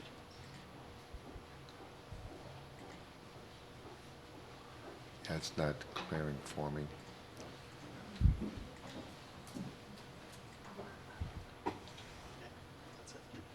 Yeah, but it's not, it doesn't show who's voting. Okay. Okay. Okay, so we have a motion. Can, again, reiterate, who made the motion? Remember when? My system is not working, so I can see. Preciado second. Member Purcell, so let's do it by show of hands, if you don't mind. Okay. What's the call? What do we call it? We're voting on, on the SIPSA for Crossroads. Thank you. To approve. Okay, to approve. Staff recommendation. Thank you. Motion passes 5 ayes. We now move to Citizens Bond Oversight Committee Annual Report. Mr. Richards?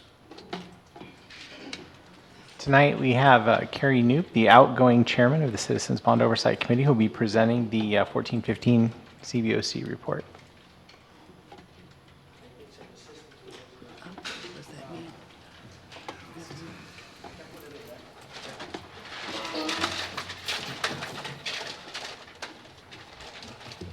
Point of order, can I suggest a 5-minute bio break? If you Okay. wanna, is it okay? Yeah, sure. Thank you. But That'll seriously, allow me 5 minutes, not more, maybe less, Larry, you want to help while we're breaking? because then we can resolve some of these things. Thank you. I've learned to get better. I'm always the one that, like, just in the middle of it, just takes off. There it is.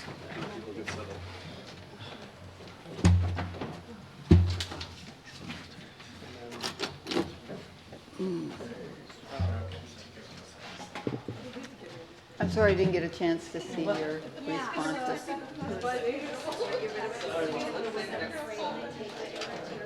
And that helps them.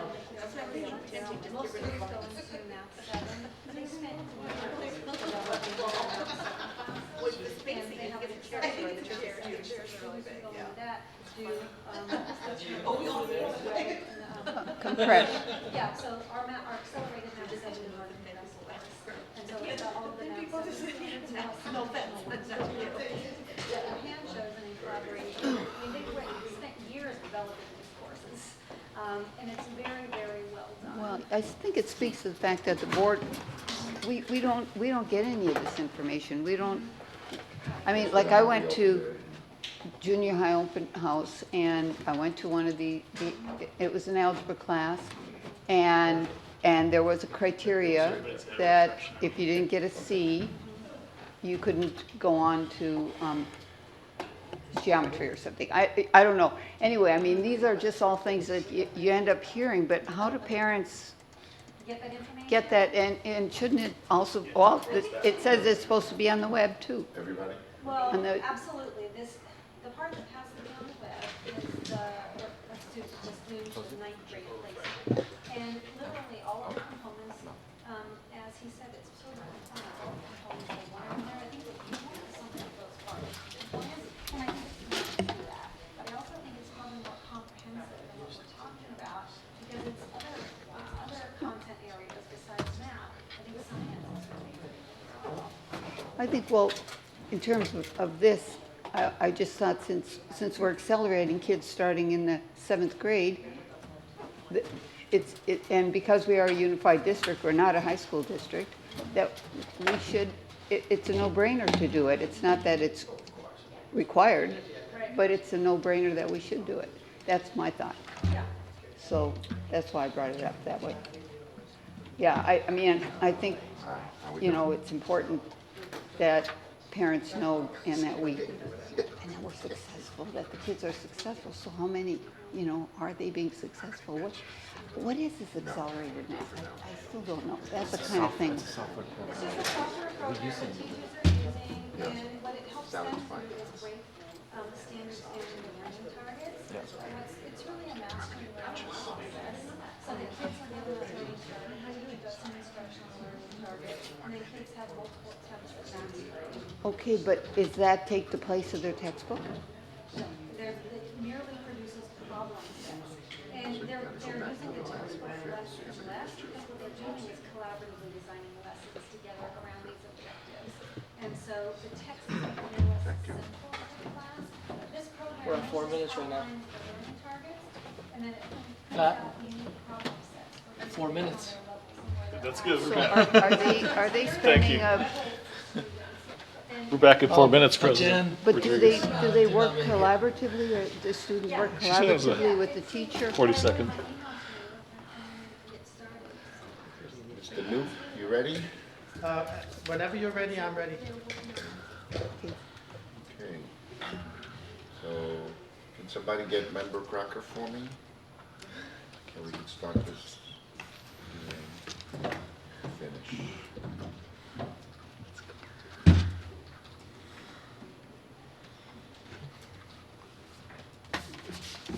Hey, you have that screen back there. I wish it was out here. So it's here. For the public, yeah. Yeah, I know. It's a bad What's that? position. I just think that screen's in a bad spot for some reason. I've always had issues with that. I think It kind of bugs me. Yeah. So we have three On items that that are wall. left, and then we'll be at the committee reports. I think that wall would be better so the audience can see it. You have it here. Hi. Well, Okay. those two statements are here. Let's reconvene. Mr. Newt? Good evening, President, board members, Superintendent, Executive Cabinet. I'm pleased to present the annual CBOC report, the year 2014, 2015. Overall, I think it was a pretty smooth year. We basically focused on three things: the HVACs, roofing, and playgrounds. A little bit of technology, but the big things were the roofing and the HVACs. So if I may, I would like to make a quick presentation, go over some of the highlights, and if you want to ask questions during or after, it's up to you. So this overall Measure B bond sale. Now remember, as you of course know, we already sold the last $18 million, but this report reflects the year 14-15, so that's why that sale is not included. Series A and B, we also acquired some interest on the proceeds, so that's added to the available money for the bond. And there was some transferring out, which is something that is required by law, which has to do with bond premiums. You can write off certain amounts, but not all of them, and they have to go back to the redemption fund. So that's that $10,000 plus. So if we compare year to year, 2015 is about 12.6 million, a lot more than the prior years, and then the remaining fund balance is 24,000,008 plus the 18 million, and then of course the expenditures have to be deducted from the current year, which we already closed. So if we look at the expenditures for 2015, as I said before, the buildings and interior, 10 million, that's the big chunk. And then the school grounds is effectively the playgrounds. So about 1.1 million on playgrounds. As I said, a little bit technology. And then the other expenditures is effectively soft cost and the management fees from Vanner that have to be included. So here it is, roofs and HVAC systems. The biggest chunk was Newark Memorial High School. but we have plenty of schools having to have the roofs fixed. Here's the playgrounds. It's, as I said, it's a fairly simple presentation in terms we only have three main things. We upgraded one of the some of the voice over IP software and hardware and some of the LAN switches. Yeah, these are small numbers compared to the first year where we spent more in technology. So it's always good to look at other expenditures because in a way you can look at it as overhead, you know, how much does it actually cost us? And there are actually formulas that I presume the board looks at in terms of percentages, what the overhead is from, you know, the construction management. And I think it looks below average, below standard. So, I mean, that's a good thing. You know, it's less than at other places. So, you know, about 8 million, almost $900,000. That's less than 10%. So that's pretty reasonable, I think, if you compare it to an average, a standard.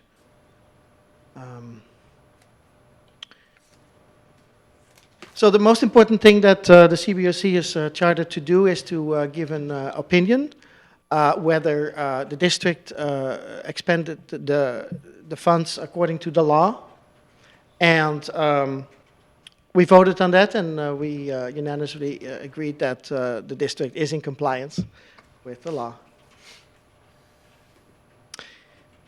We do have some findings and concerns, and you know, this is the second year where we provide that, and this is feedback to the board with respect to some of the experiences we had.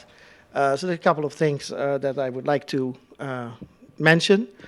Currently, the committee has 4 members, and that is way, way too low. You know, we have to have 7 members, and ideally, all these 7 members have to be allocated to certain slots, you know, like a taxpayer organization and parents, and you know, there's different categories. But also, it's not limited to 7 members. You can have a lot more members.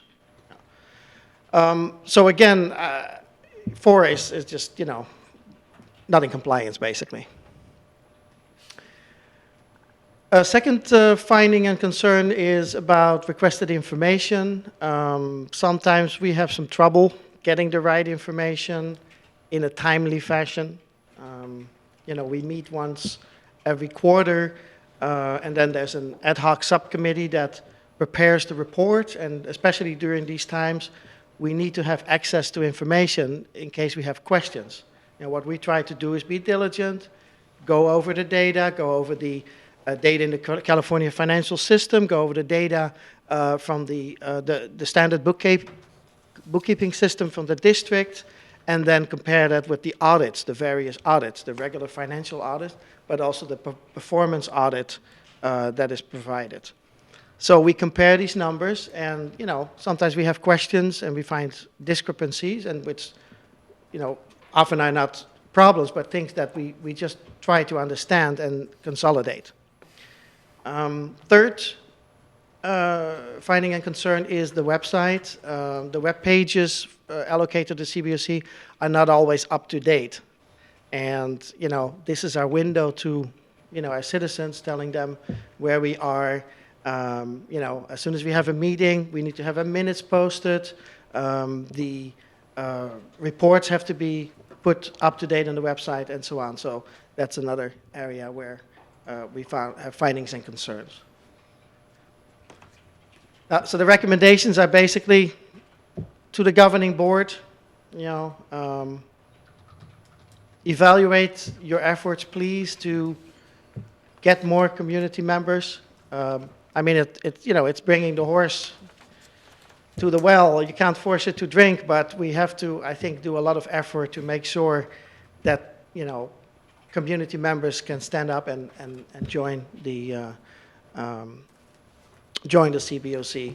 In the past, there have been talks about sending information to principals, bringing it up maybe in the school site councils or maybe in PTA meetings, newsletters.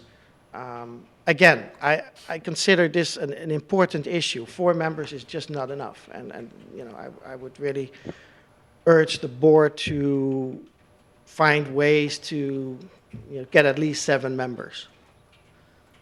So the other two, we just want to reiterate, it's important for the CBOC to get information in a timely manner. Comparing year to year, I think this year was pretty smooth.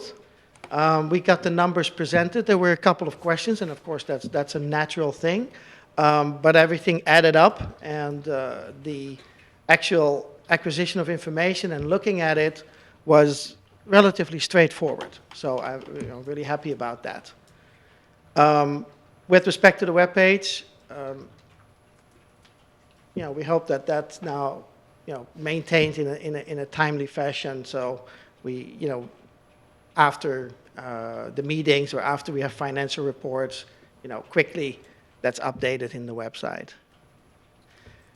That's basically the presentation. If the board has any questions, then I'll be happy to answer if I can. And with that, I'll pass it down to the president. Member Crocker. Thank you very much. It was a very nice report and very simple and understandable and clear and well done. I do have someone that's interested in the committee, so can you tell everybody how they get an application? So the application is on the, and I'm sure Mr. Richards will correct me if I'm wrong. My understanding is that the application is on the website. Potential candidates should fill in that application and bring it to the district, and then the district determines whether the applicant is applicable, if he lives in Newark or he works in Newark, and there's some other criteria. And if the district considered that applicant applicable, they would forward that to the board for the board to consider, and then the board could potentially ask some questions to the potential member, and then it's up to the board to nominate a potential new member. That's my understanding of the process. Thank you. That is all correct. From where to find it, it's on the website, as well as the whole process that we go through before we bring a name to the board. I understand you're now the second board member to tell me that we have someone who's interested. So if they can just complete the form and send it in, they don't have to have a meeting with me or my staff or anything. If we get a completed application, we review all the information. If we have questions about the application, we contact them in advance so that we don't get blindsided at a board meeting, find out somebody doesn't actually live in Newark or something like that. But we verify all that information before we bring it to you. And then we come forward and we fill. And if they meet one of the criteria of the 7 required seats, we also go through all of those with each applicant as well to make sure, if they do, that we can capture one of the vacant required seats. Okay. Member, did you want to speak? Member Thomas wanted to. No, you can go first. Okay, go ahead. I would just ask Patty to email that form to the entire board. Then you have it, and you can share it however you want. Okay. Okay, thank you. Thank you. Member Thomas. Well, I think that we can be very appreciative and proud that we have a CBOC that has taken its job seriously and has put in a lot of time and effort. And so I'm sure I can speak for the entire board in thanking you and the whole committee for a job well done. Having said that, I think that staff needs to respond to these concerns. This is the second year in a row that we have the same concerns. Okay. Do you want to make a motion while you're there, unless anybody else wants to talk Did on it? Mr. Richards want to address that? The concerns actually have been addressed. With the hiring of my new assistant, actually, we have all of their minutes and all of their agendas up on their website as of agendas up through the meeting that we just had last week and minutes up through the June meeting, which is the last minutes that have been reviewed. Okay. Currently, the website is now up to date. Financial data for 15-16, as the board is aware, we just closed the books, so we'll be sending them the report shortly. Do we wait now for another year before we get that report? No, normally their report comes to you in the spring. It comes after the audit of the bond, which comes after the audit of the district. So the audit of the district report comes to the board in January. The bond audit is due to the county in March, and they bring their report to you usually in March or April. Okay. Okay. Could I just Sure. respond to that? Because, that would be ideal, but that is very hard to have in that very short time frame because, it does take some time for the committee to go over the data and, to have it like within a month when the audit, that would be ideal, but it is hard. The question is, I think the bond audit is actually done more or less at the same time in December. And I know by law it has to be before March. I do not know if it's actually possible to provide the bond audit and the bond performance audit earlier, or does it have to go to the county first to be kind of, acknowledged to speed up the process? It does not have to go to the county first. However, the auditors actually do supplemental work after the regular audit is over with relation to the bond audit. I would have to talk scheduling with the auditors to find out if there'd be a way to accelerate it because they basically do all of their school district full audits before the state deadline of December the 15th, and then they focus on getting all of the bond audits out. Okay, we need a motion and a second, please. I move that we accept this report. Member Thomas I'll moves. second. Member Nguyen seconds. Please vote.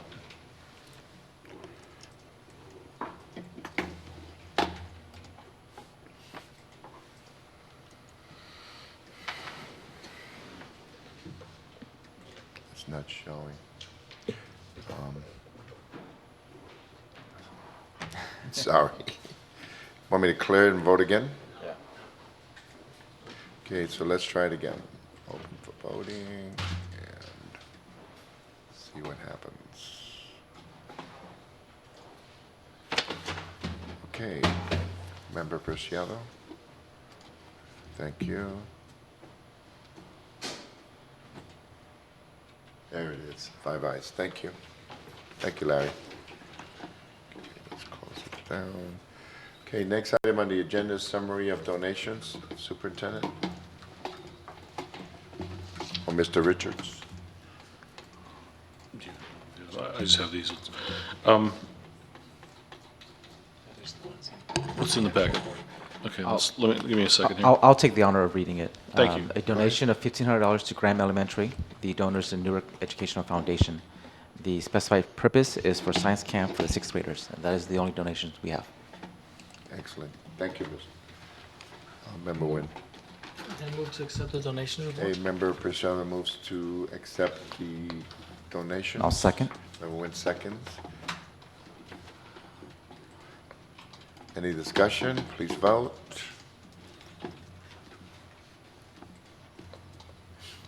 Okay, item passes 5 ayes.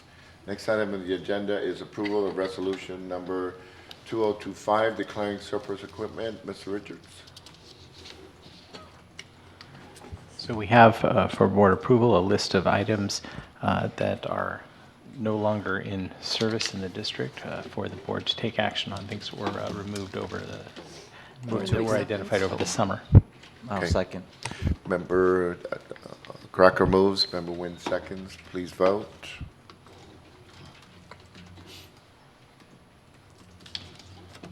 Member Nguyen, please. Thank you. Okay, motion passes 5 ayes. We now go to item 18, Board of Education Committee Reports, Announcements, Requests, Debrief, and Discussion. This is when I was hoping Member Thomas can bring up the policy again. Member Thomas, you want to start? Right. I'd like to request that Board Policy 6251.1 be brought forward for approval. I'd like to again request that we have a bond budget of I'm sorry? work study session to develop and approve the priorities that we want for the remainder of the bond. I think it would be nice to have student work again in this boardroom, and so I would hope that we could again reinstate the monthly spotlight that we used to have, where each school took turns spotlighting their programs and putting student work up on the bulletin board in the back. There's a requirement that, in Ed Code, that the board receive a report annually of donations, and we never see what all the good donations that the parent groups and the booster clubs and things like that give, and so this would be a way for us to because they don't come to us, they get put in. I don't know how or why that happens, but they get put in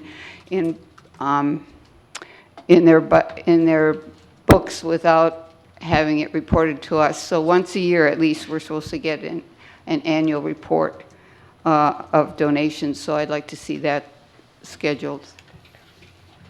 I did go. I'm sorry, go ahead.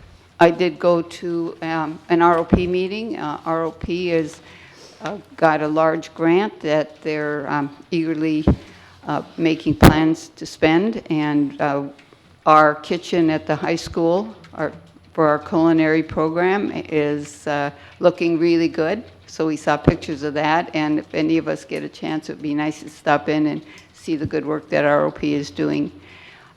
Also, we do have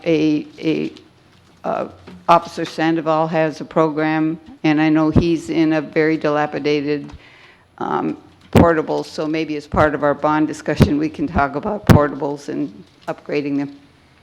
That's it. Can I ask you clarification on the yearly donation? It's, would it be a consolidated report of all the, of what we do is that what you want? It's in Ed Code, and it's a consolidated report of all of, You remember the last time we did it? No, I have brought it to the attention because I read it in Ed Code, and the year's over, the actuals are in, so. Okay. Can we get, is there any difficulty with getting that? Memory serves correctly, the requirement is that it be at least annually, but we actually bring them every single board meeting to the board. All of the ones for the whole district. We don't, the booster clubs makes donations, the parent groups make donations. They should be coded as donations, and I think we should be able to pull them up and get all of the donations in an annual report. It said it needed them to be once a year annually, a report of all the donations or contributions to come to the board. I can look it up again. I think is it possible? I mean, they're all coded, right, into a contributions account? I will look into the section that you're referring to, but every donation or contribution that we receive currently, anything that makes it to the district business office gets incorporated into the monthly reports that we've been bringing to you every single month since I've been in the district and farther back. I've never been in a district where we waited till the end of the year and did an annual report. We've just always brought them every single board meeting. But I can take a look at consolidating it into a single report and pulling all the data. Are you talking about donations that are possibly unrecorded? You want No, so a parent group will make a donation to a school. We don't see any of those. You're talking about like the booster club sends, the booster club spends $50,000, $60,000, $70,000 every year supporting the athletic programs. Some of that goes through ASB, I realize, but some of it goes directly into the district. So there are a lot, I would say the bulk of donations we don't see. So, okay, So so there's a fine, yeah, unreported, but there's a fine line because, for example, the booster clubs, that's a school connected organization, so I don't know if they're bound by the same donation rules. But then also, I hope we're not talking about the bags of markers and pens that, we sent with our fourth grader to the elementary school at the end of the school year as a portable donation, right? No, this is for example, in Kennedy School, they showed a list of about $15,000 last year or the year before of donations to the school that the parent group made. Those somehow have to be recorded and accepted at school. I just made a donation to music school. I haven't seen that. come through yet, but that's, maybe they just didn't cash a check yet or something. But some of those things, if it goes directly to the school, I don't think it comes to us. Okay. Let our staff work on a plan to address that, and let me take that on.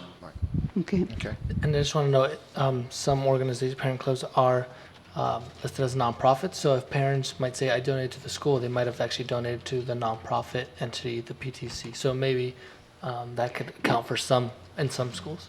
Oh, right, but the PTC then donates the funds to the school for different things. not And always. those are If- the ones we need to capture, not the, if the parent group, which is a school-connected organization, spends it separately, we wouldn't see visibility of it. But many of these donations go to the school. Okay. Okay, you gonna work on it? Let me work on it. Superintendent? Thank you. Thank you, Member Thomas. Member Nguyen? Thank you. Just two brief, well, one brief item and one lengthy item. The first one is, I spent the better part of this weekend at a facilities master planning workshop, vision type of process, and then hence I wasn't at Newark Days. But I gave the superintendent a copy of the, oh, you actually have it with you.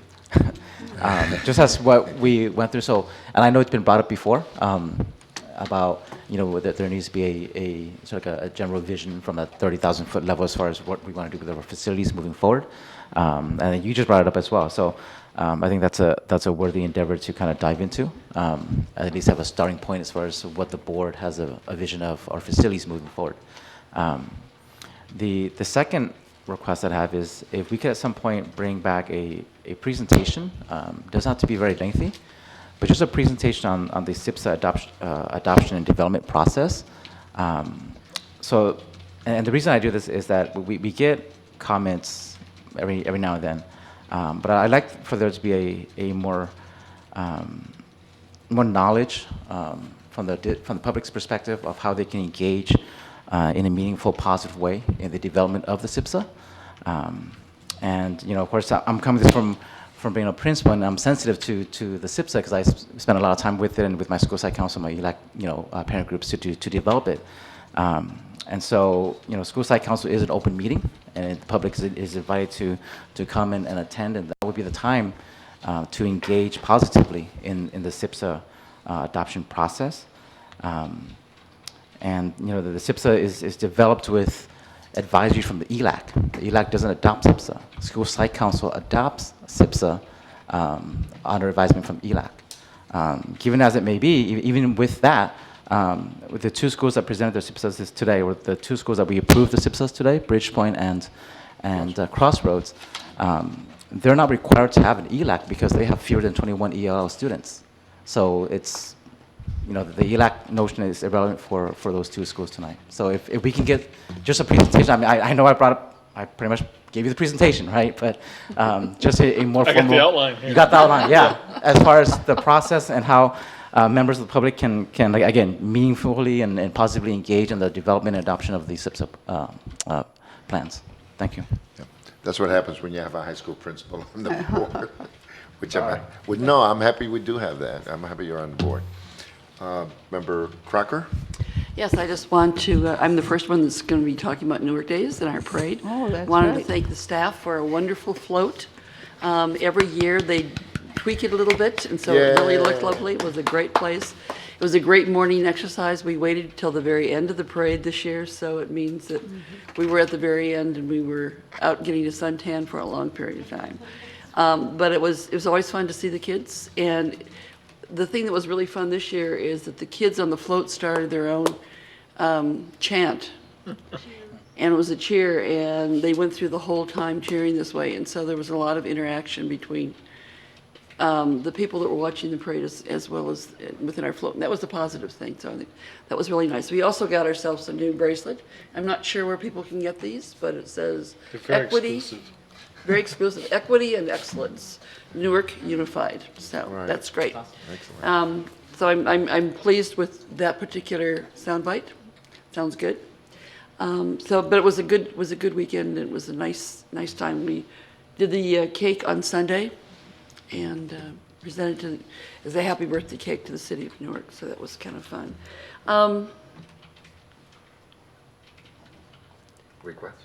I'm just trying to think if there's anything, oh, I think that's, the only other request is that talking with the city in terms of their work on the bond, and I know that this is an individual thing that people can choose to do, but the city council is going out for money to develop a new civic center, and so I would like to make sure that we have meetings of our liaison committee with the city.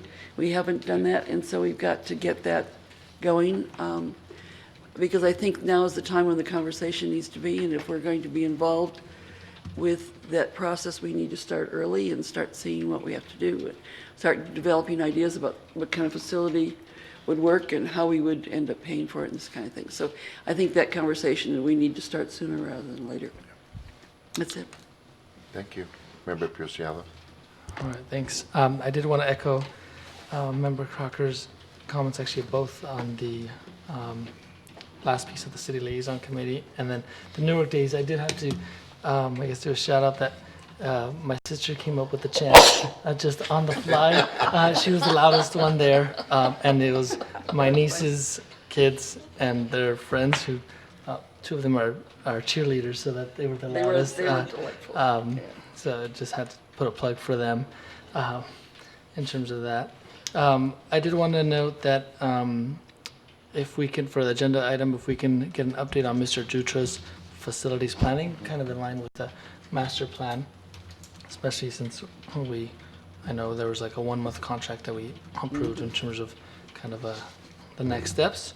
And then I don't know if this is where we would go over at a regular agenda item, or if we can do this at the board retreat, but just laying out the list of work study sessions in line with our new kind of board planning document, so then that way it's laid out, because I know like there's always one of the things that I've been trying to map out is if we all agree on the mapping it out for the year, then in terms of requests that we all know that like we've already agreed on these are the ones for the year, gives staff enough time to plan out the agenda items and kind of do the research so that we're not changing it up or making requests for like, hey, I feel about this, I want to discuss this issue, so that we can all be on the same page for the year. So I don't know where that's appropriate, whether it's a board meeting or at the retreat, to actually lay out or compile a list of work study sessions so that we can have that discussion. That's it. Thank you. And what I have is, I really enjoyed, we try to make the Newark Days a family thing. And I asked my 6-year-old granddaughters, the twins, whether they wanted to go and walk with Snow Elementary. And so they went over there, and then they decided to come back, which was nice, because we had a lot of young kids, young ones in the float. And Vince was an excellent driver. He didn't run anybody over, which is nice. But it's nice when you get everybody working on something. Patty and Letty and Superintendent and Celeste.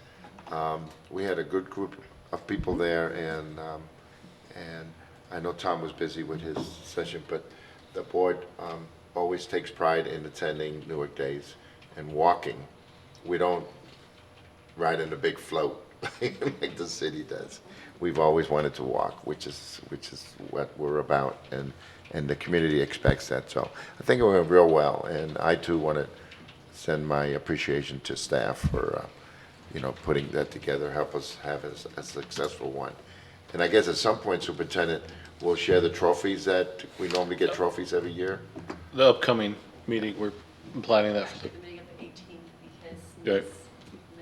We're coordinating with the committee too, so everybody, we want them all to be here, and we're trying to find the date when they can all be here, and we'll also invite everybody else. One of the positives of having the float toward the end is that all the schools got to see the float, because before we were in the front, and it was so, which was nice.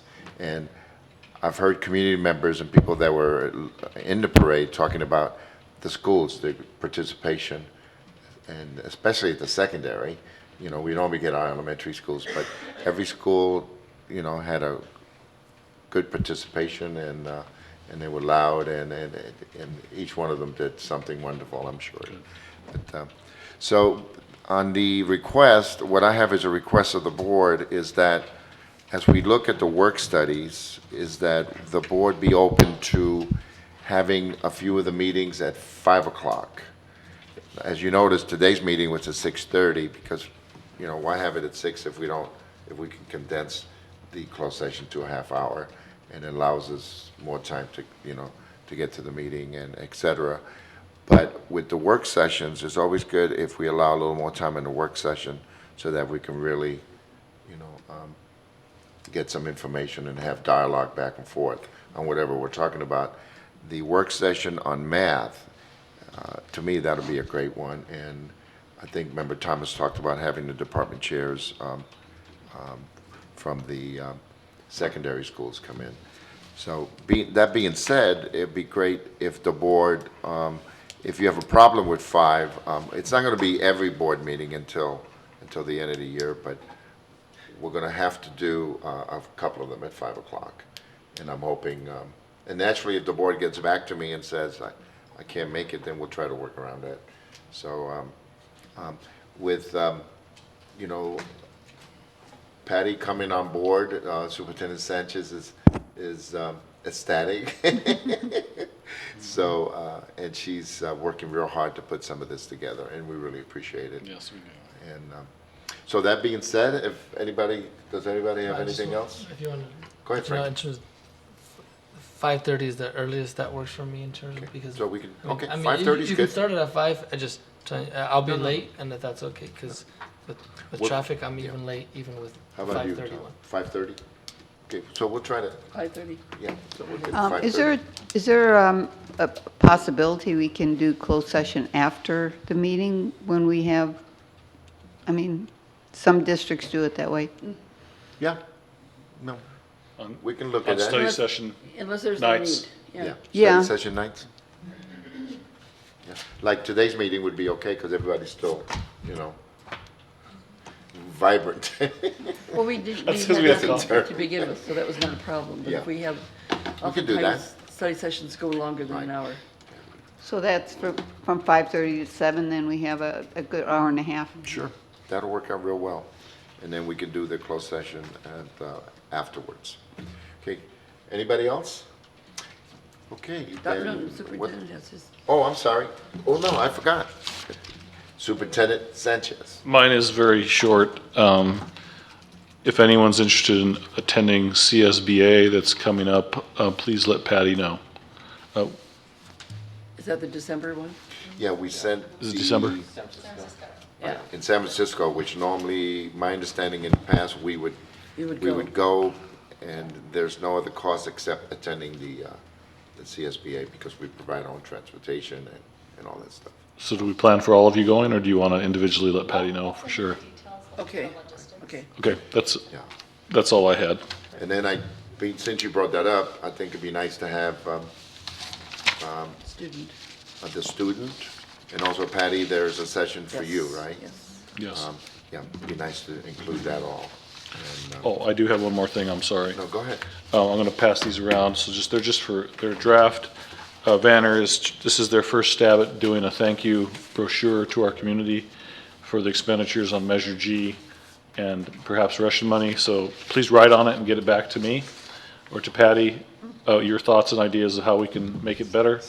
I have a color version here, but I've already written on that one. So just some thoughts and ideas of how we can make that look nice as a thank you to our community of where their money went and how much per school, before and after pictures. That brings up something that you mentioned earlier, and I thought about having a newsletter that goes out to the community about the district. Okay. The city sends out a newsletter, I think, 3 or 4 times a year, and in the past, they have mentioned that they could provide an insert for us.